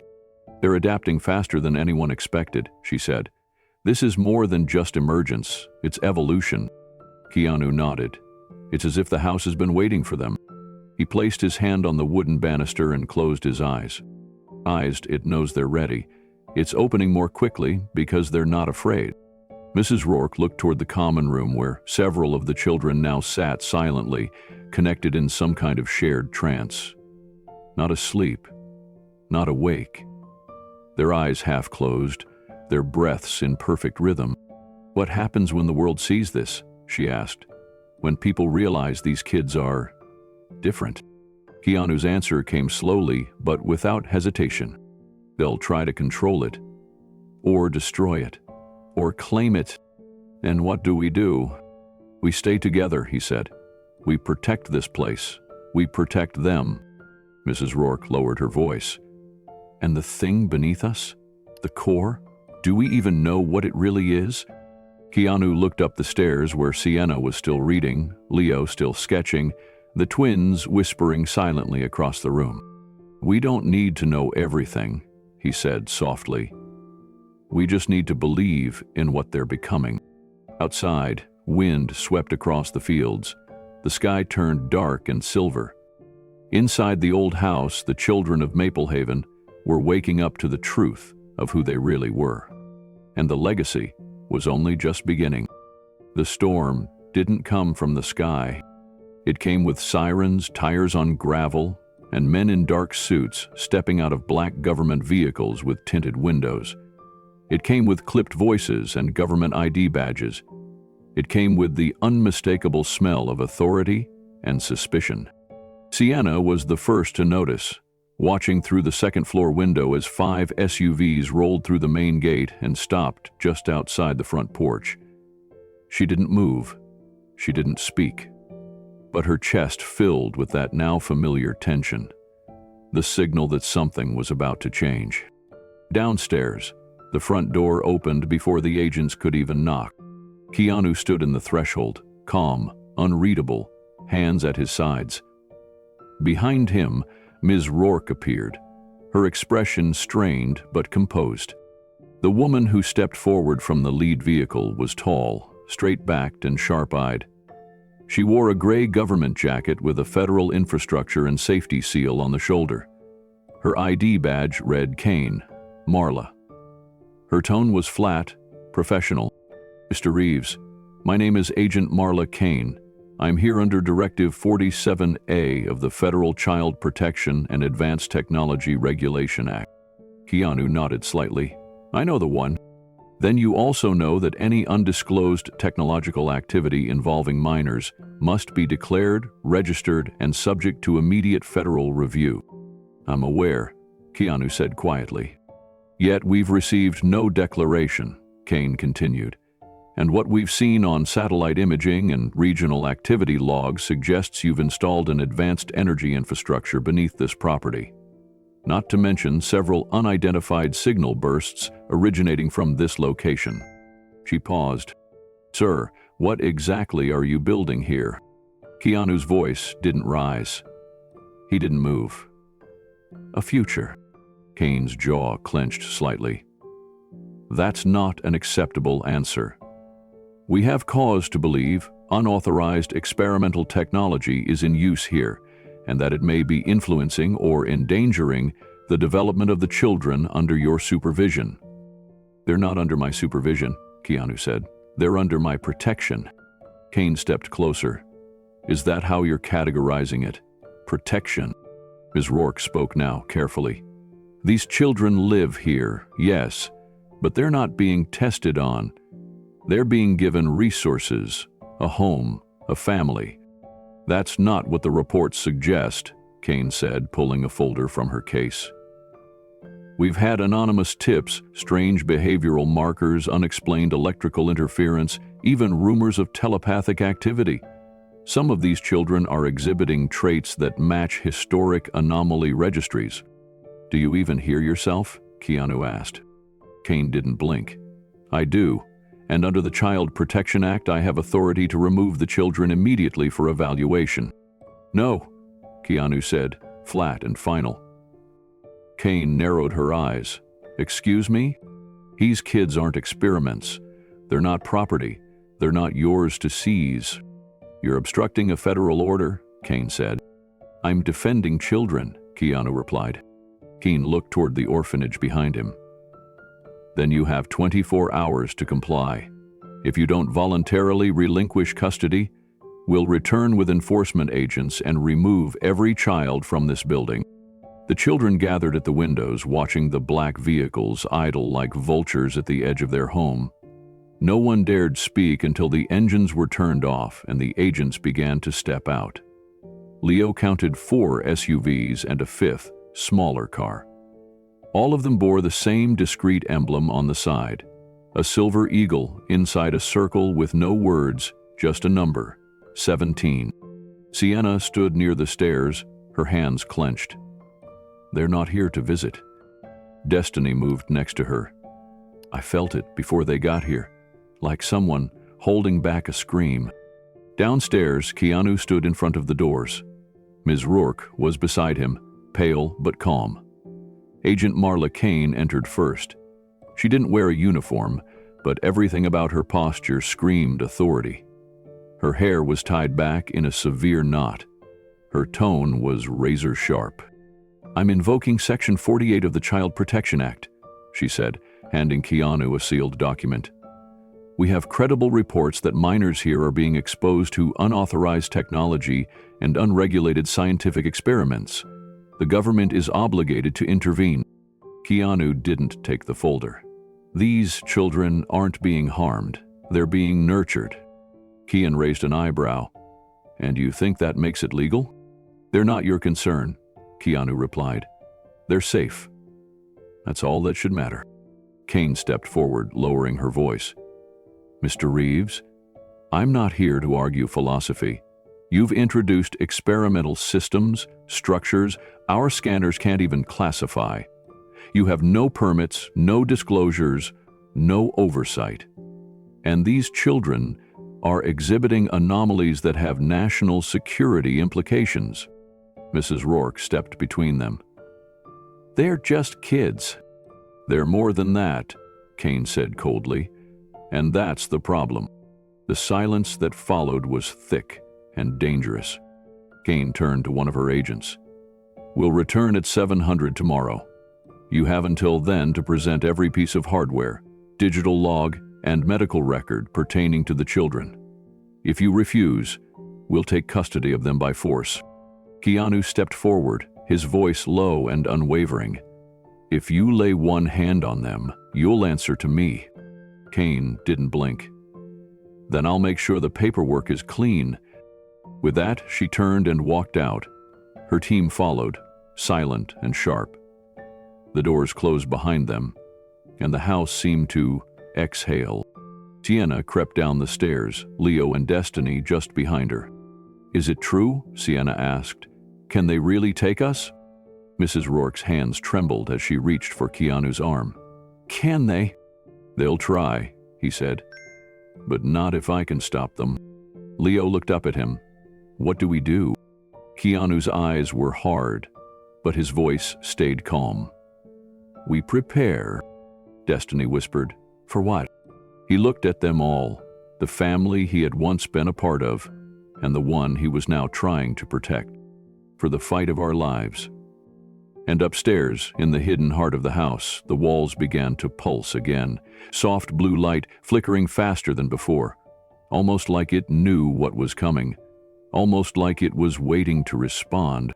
The meeting was held in the common room, the one with the long wooden table and mismatched chairs, where birthdays had been celebrated and bad news had once been softened with warm cocoa. But this time, there were no decorations, no cupcakes, no nervous laughter. Just truth. Keanu stood at the head of the table. Ms. Rourke sat to his right, her hands folded tight. Around them, the 14 children of Maplehaven filled every seat, every step, every scrap of carpet. They looked older tonight, not in age, but in awareness. Sienna could feel it, the change, in herself, in the room, in him. Keanu took a long breath before he spoke. "You all know what happened today." No one interrupted. Even the youngest 5-year-old Milo sat quietly in Jasper's lap, listening with wide eyes. "Bailey want to take you," Keanu said. "Not because you've done anything wrong, but because the world doesn't know what to do with something it doesn't understand." He paused. "This place is more than an orphanage now. You've felt it. I've seen it. Whatever's beneath us, whatever's waking up, it's not random.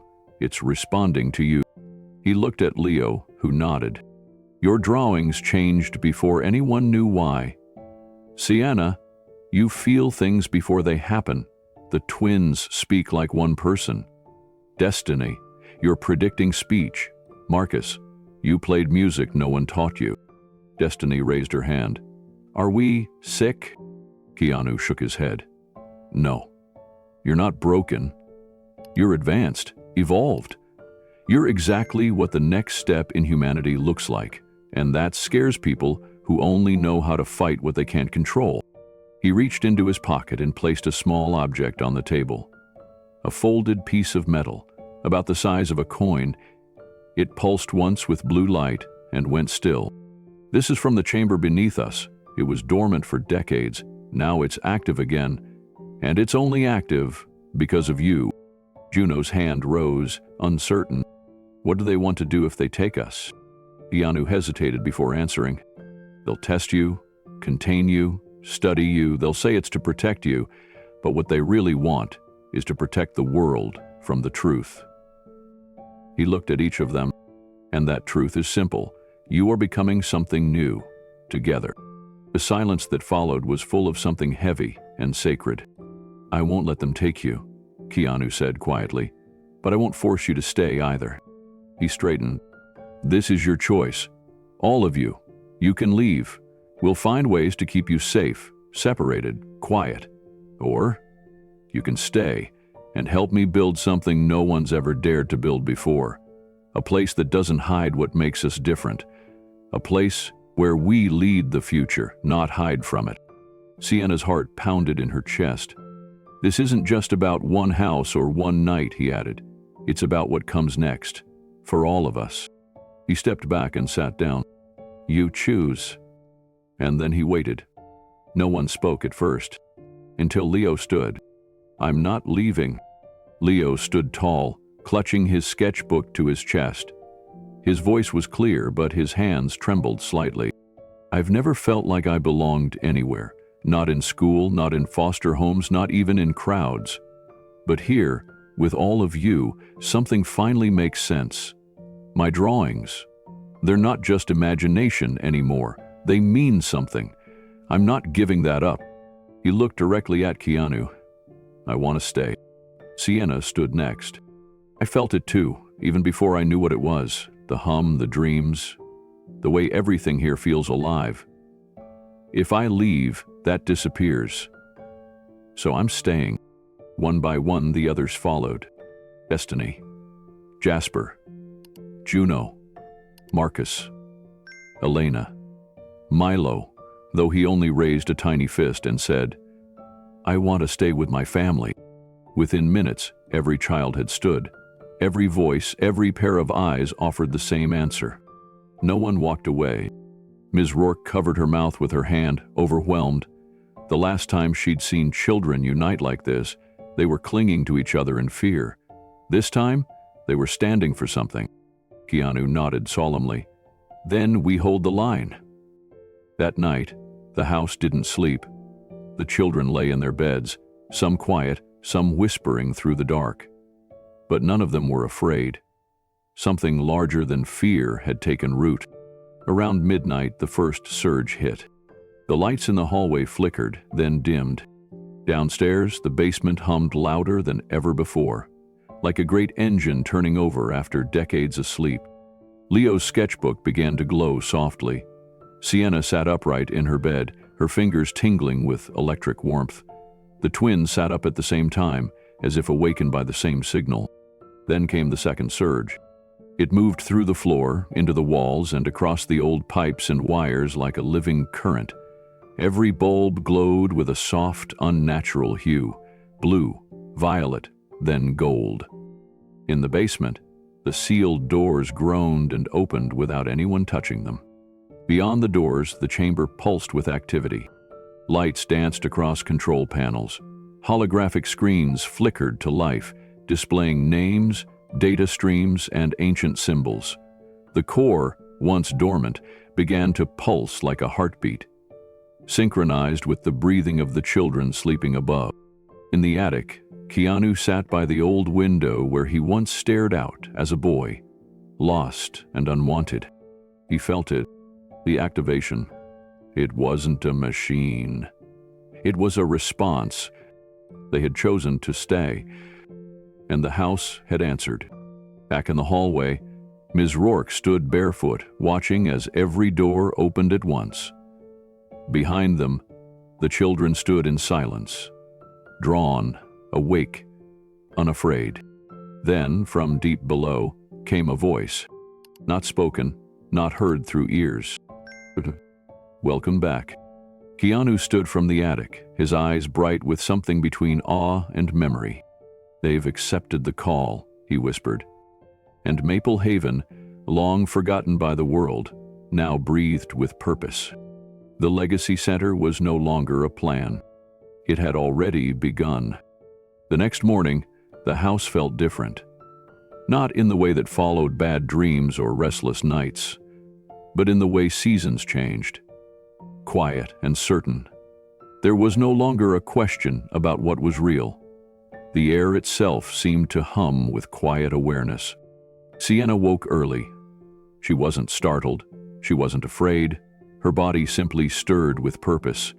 The feeling led her down the stairs, past the kitchen where the others were beginning to stir, and down the hallway toward the basement door.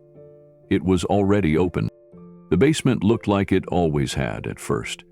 Cool stone floor, old crates and forgotten furniture pushed into corners. But the old wall at the far end, where once there had only been cinder block, now shimmered faintly under the morning light. Something had shifted. Sienna stepped closer, her fingers grazing the wall. The surface was smooth, metallic. It looked like brushed steel, but felt like warm skin. She placed her palm against it. The wall opened. No sound, no warning, just a perfect line down the center that widened into a doorway, revealing a narrow passage beyond. Without thinking, she stepped inside. The hallway sloped downward gently, lit by soft pulses of light embedded in the floor and walls. The further she walked, the quieter everything became, not silent, but still, like the breath before a snowfall. At the end of the passage, the space opened into a vast room unlike anything she had ever seen. It was circular and immense, stretching so far that she couldn't see the far wall. The ceiling was domed, covered in moving constellations that weren't like any star maps she knew. In the center of the room stood a platform, glowing gently with the same color as Leo's sketchpad the night before. And surrounding the platform were panels, screens, consoles, all pulsing with data. Sienna stepped forward. One of the panels lit up, displaying something that looked like a map of Earth. Except instead of countries, it showed glowing dots scattered across every continent. Each dot pulsed with the same golden light. She leaned closer. There were words beneath the dots. Chile, Vietnam, Nigeria, Finland, Canada, Jordan, India, and next to each name, a number. Children awakened, 12, 9, 6, 14, 10, 7, 11. Then the panel shifted, showing footage. Real-time clips of children, some in schools, others in shelters, others in places that looked almost exactly like Maple Haven, demonstrating abilities. One girl lit up a dying plant with her touch. A boy made chalk dance across a blackboard without touching it. Another pair of twins spoke languages they couldn't have learned. Sienna gasped. "They're just like us," she whispered. "Yes," a voice said behind her. She turned. Keanu stood there, calm, hands in the pockets of his worn jacket. She didn't ask how he got there. "What is this place?" Keanu walked toward her, his eyes scanning the screens with quiet reverence. "We call it the Beacon Core." Sienna frowned. "What does that mean?" "It's one of 12 connection points around the world. Each one was placed where something special happens, where the magnetic fields of Earth intersect with human potential." He walked to another screen and tapped it gently. More images appeared, more children, more lights. "This orphanage sits on one of those points." Sienna's eyes stayed locked on the screen. "Are they all like us?" Keanu nodded. "Every light on that map is a child waking up to something the world isn't ready for. Some can hear things others can't. Some can feel the future pressing in. Some create, some move, some connect." She looked up at the glowing dome above. "Why don't people know about this?" "Because too many adults are afraid of what they don't understand," he said gently. "And for a long time, it was safer to keep this hidden." Sienna turned to face him. "Did you know about all this when you came back?" He paused. "I knew the house remembered. I didn't know how much it had been waiting." She pointed to a screen on the far left. "That's Leo's drawing from last week." On the display, Leo's exact image of a ship hovering over a field now rotated in 3 dimensions, matching schematics that had just appeared next to it, detailed blueprints with unfamiliar measurements and text that rearranged itself as Sienna tried to read it. Keanu smiled softly. Leo didn't just draw it, he tapped into it. The ship, the energy, the design, it's all part of the system below us. He's connected in ways we don't even have words for yet. Sienna stepped closer. "What happens now?" Keanu looked around the massive chamber. The air felt alive. Now the world starts to notice. He guided her to a circular platform in the center of the room. As they stepped onto it, more panels came alive.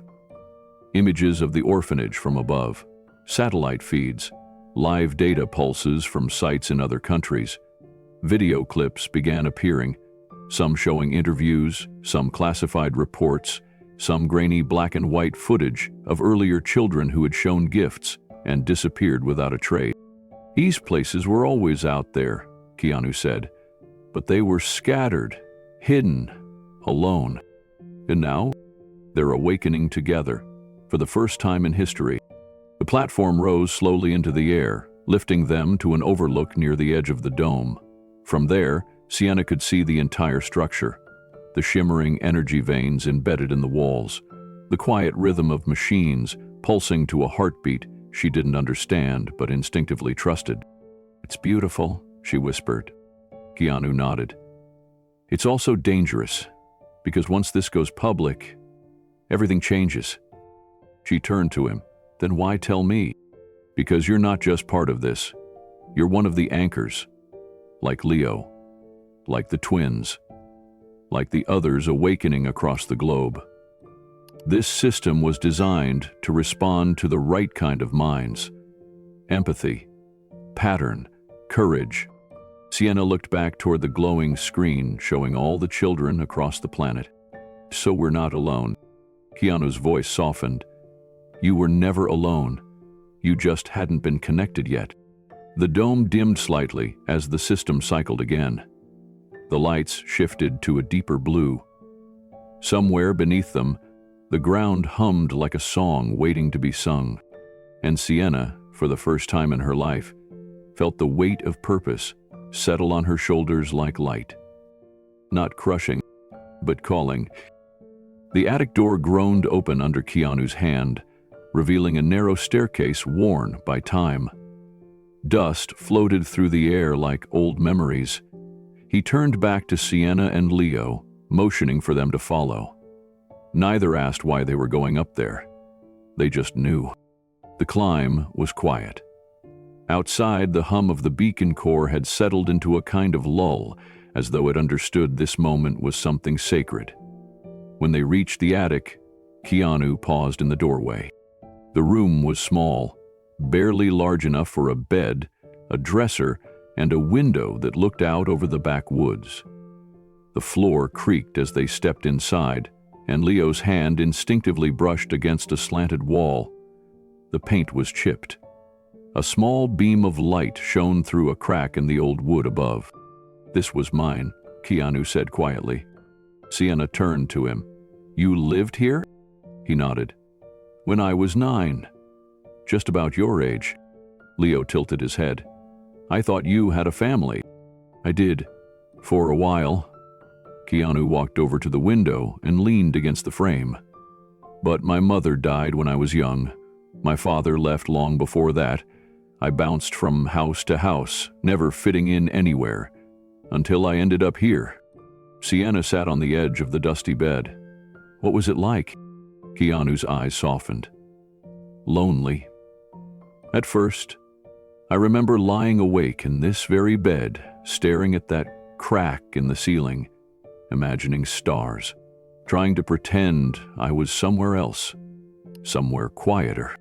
Leo stepped to the center of the room and turned in a slow circle, his eyes scanning everything like a living camera. But something changed. Keanu smiled faintly. "Yes, Margaret Rourke." Sienna blinked. "Ms. Rourke?" "No," Keanu said. "Her mother." He walked over to a corner of the attic where a small wooden chair still sat.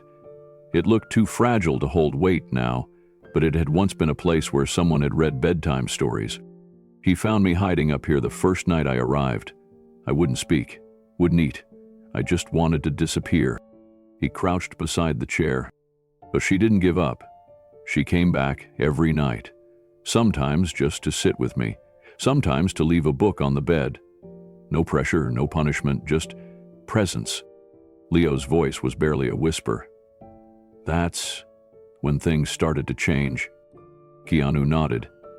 "I still remember the first time I said something to her.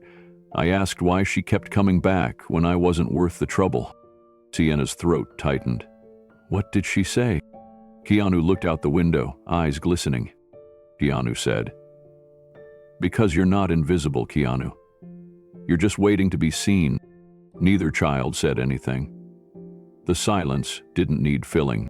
Keanu stood and walked to the wall beside the window. He pulled back a loose board, revealing a small engraving, faded but still there. It was a drawing of a star inside a circle. "My mark," he said softly. I used to imagine I was part of something bigger, something that went beyond this roof. Leo stepped closer. You were? Keanu looked at Leo, surprised by the certainty in his voice. But Leo didn't back down. He pointed at the star symbol carved in the wood.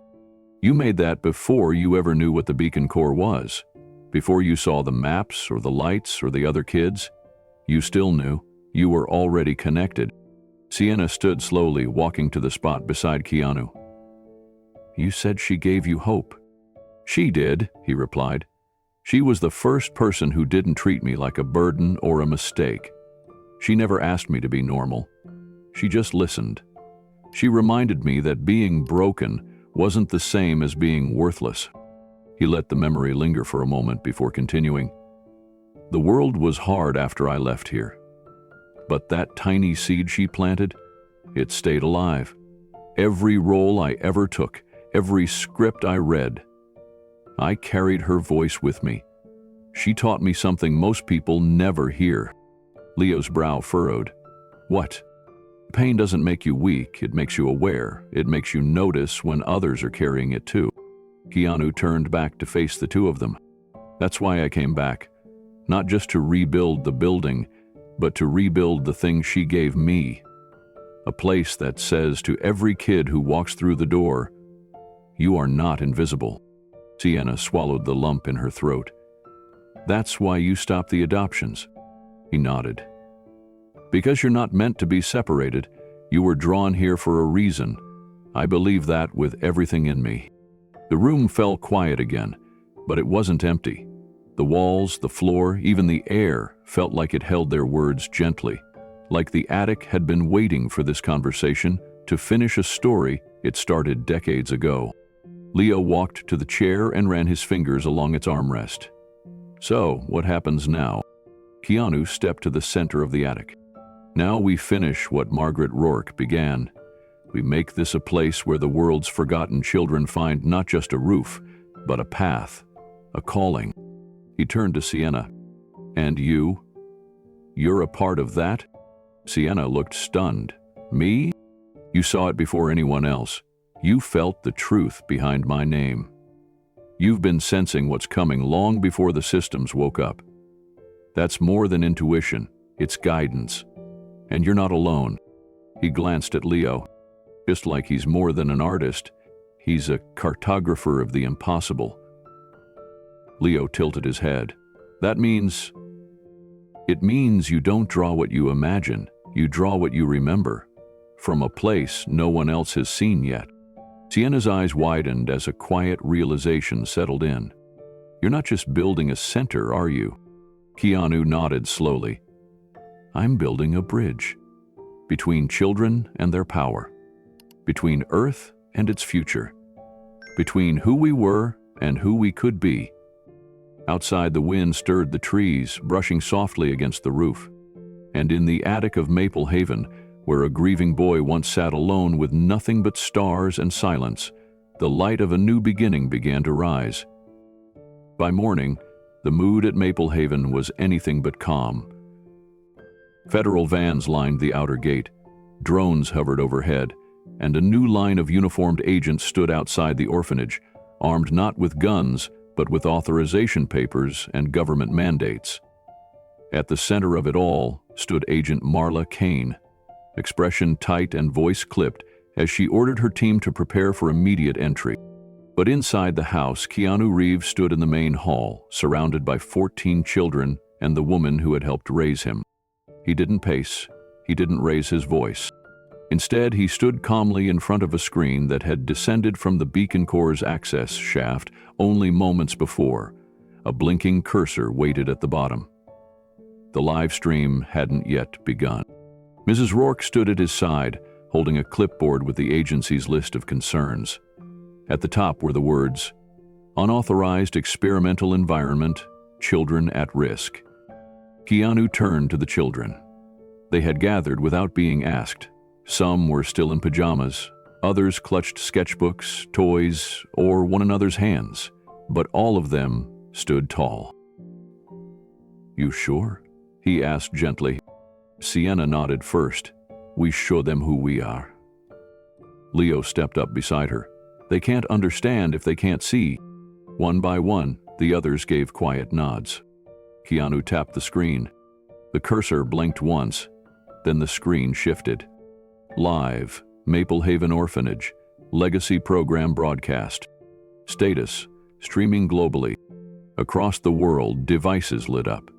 Viewers from schools, agencies, hospitals, embassies, and homes watched as the camera adjusted focus.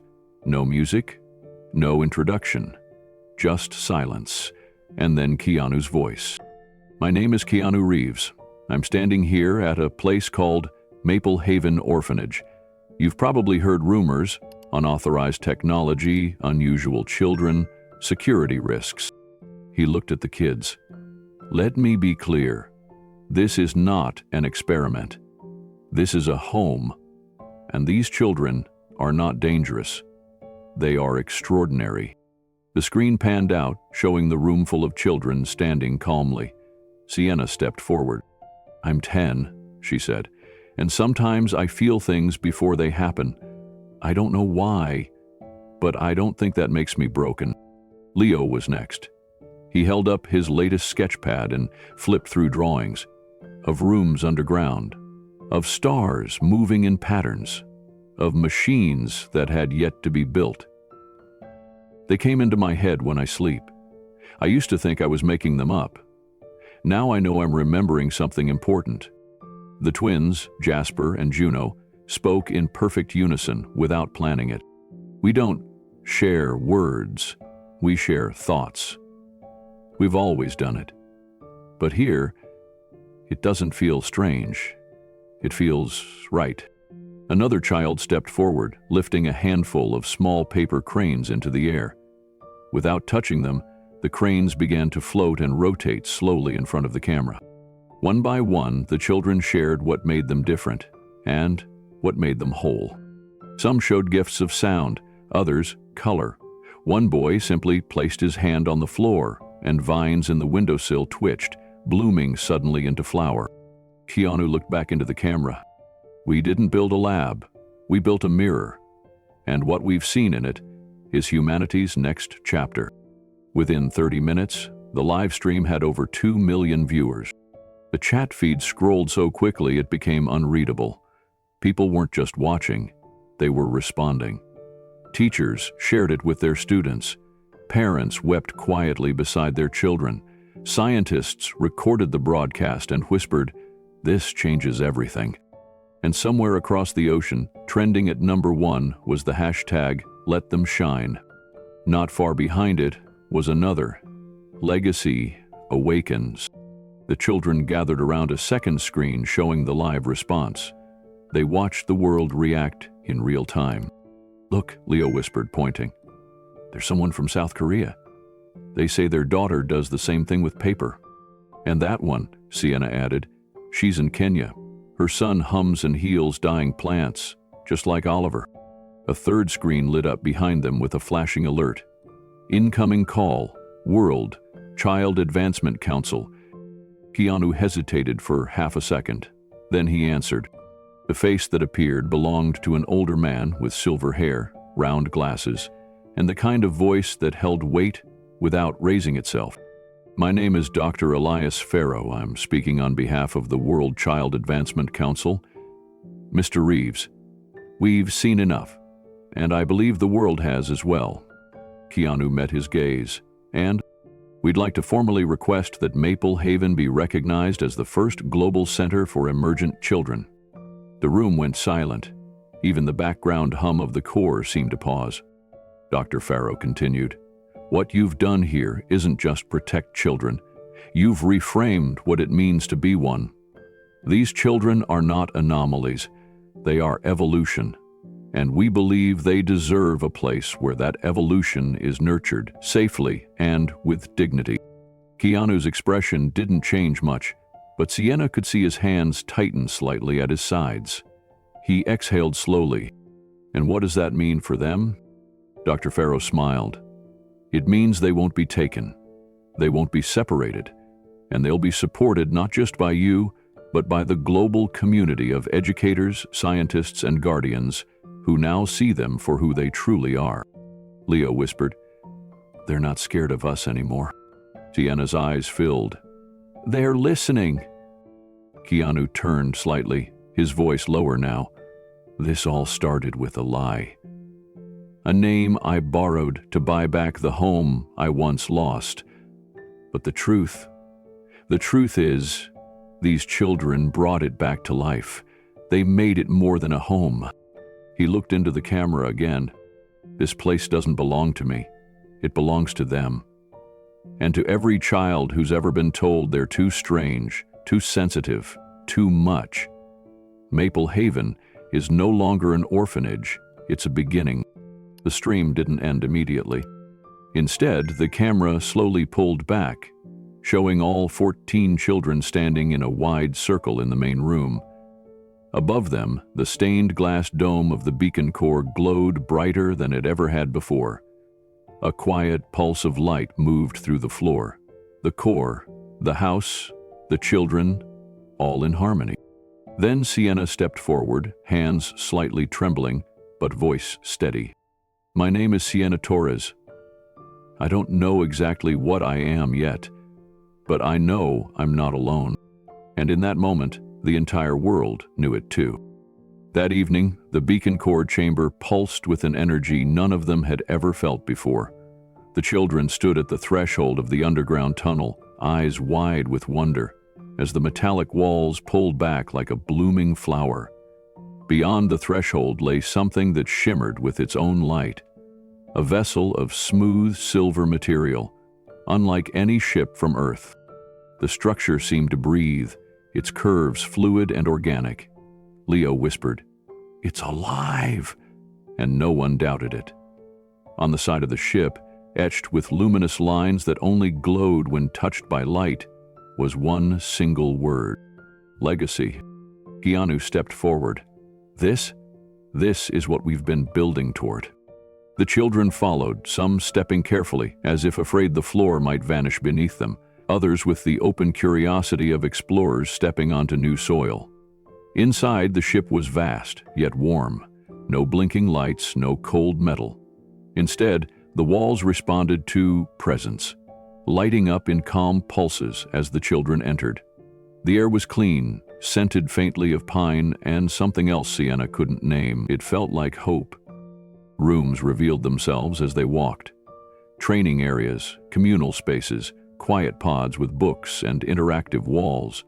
Even chambers that adjusted their shape and layout depending on who stood inside. It was designed not just to carry children, but to become a part of their growth. A learning vessel, a sanctuary in motion. Mrs. Rourke stood just inside the entrance, hand over her heart. "I've never seen anything like this," she whispered.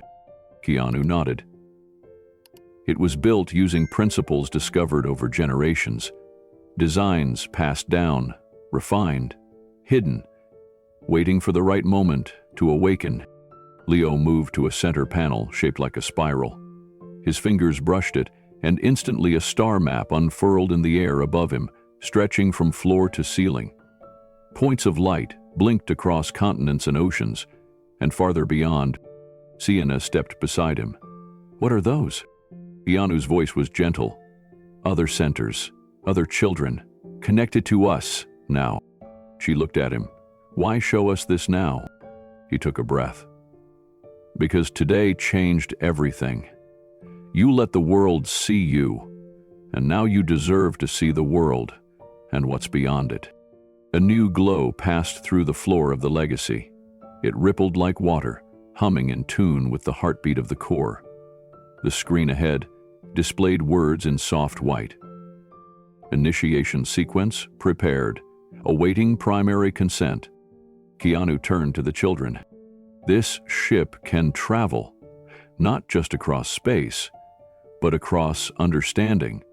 It's built to teach, to explore, to link every legacy center together in real time. It could carry you to the stars and back." Silence fell. Everyone waited. Then Keanu said the words that stopped time. But you don't have to go. This isn't about destiny. It's about choice. You decide, Earth or stars. He let that hang in the air. Sienna was the first to answer. I want to stay, for now. There's still more to learn here. Leo nodded beside her. Me too. I want to help the other kids who haven't awakened yet. This is home. One by one, the others followed. Some spoke, some simply nodded, but all shared the same message. Not yet. They weren't afraid. They just weren't finished.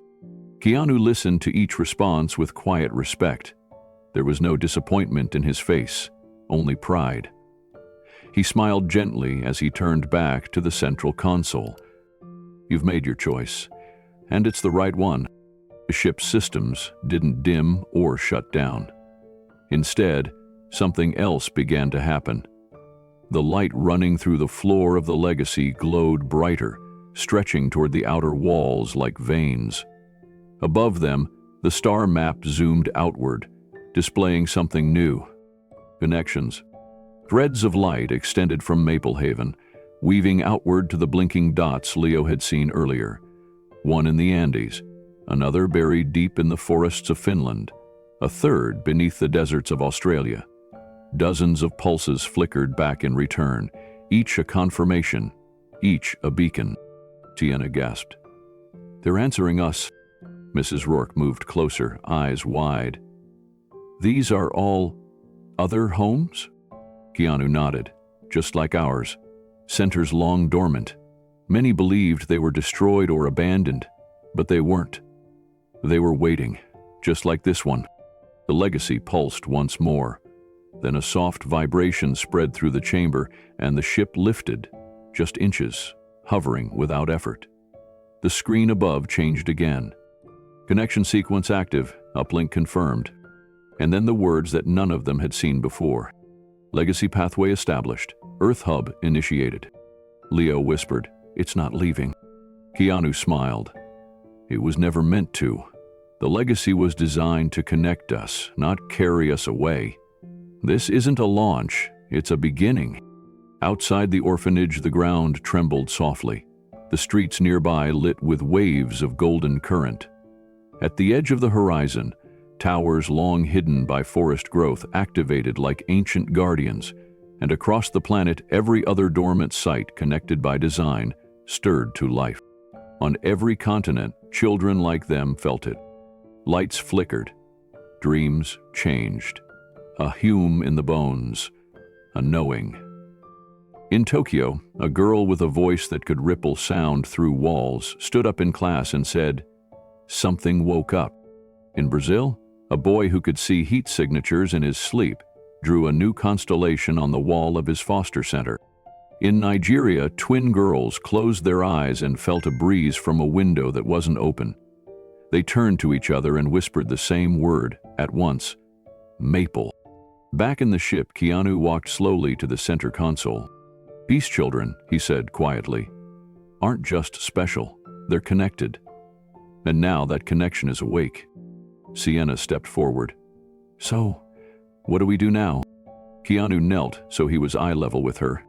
Now, we lead, we share what we've learned, and we make sure every child like you has a chance to feel what you feel right now. Leo added, that they're not alone. Keanu nodded, exactly. The ship lowered gently back into place, its glow now steady, grounded and alive. Outside, the night sky shimmered with invisible threads, wrapping around Earth like a cradle.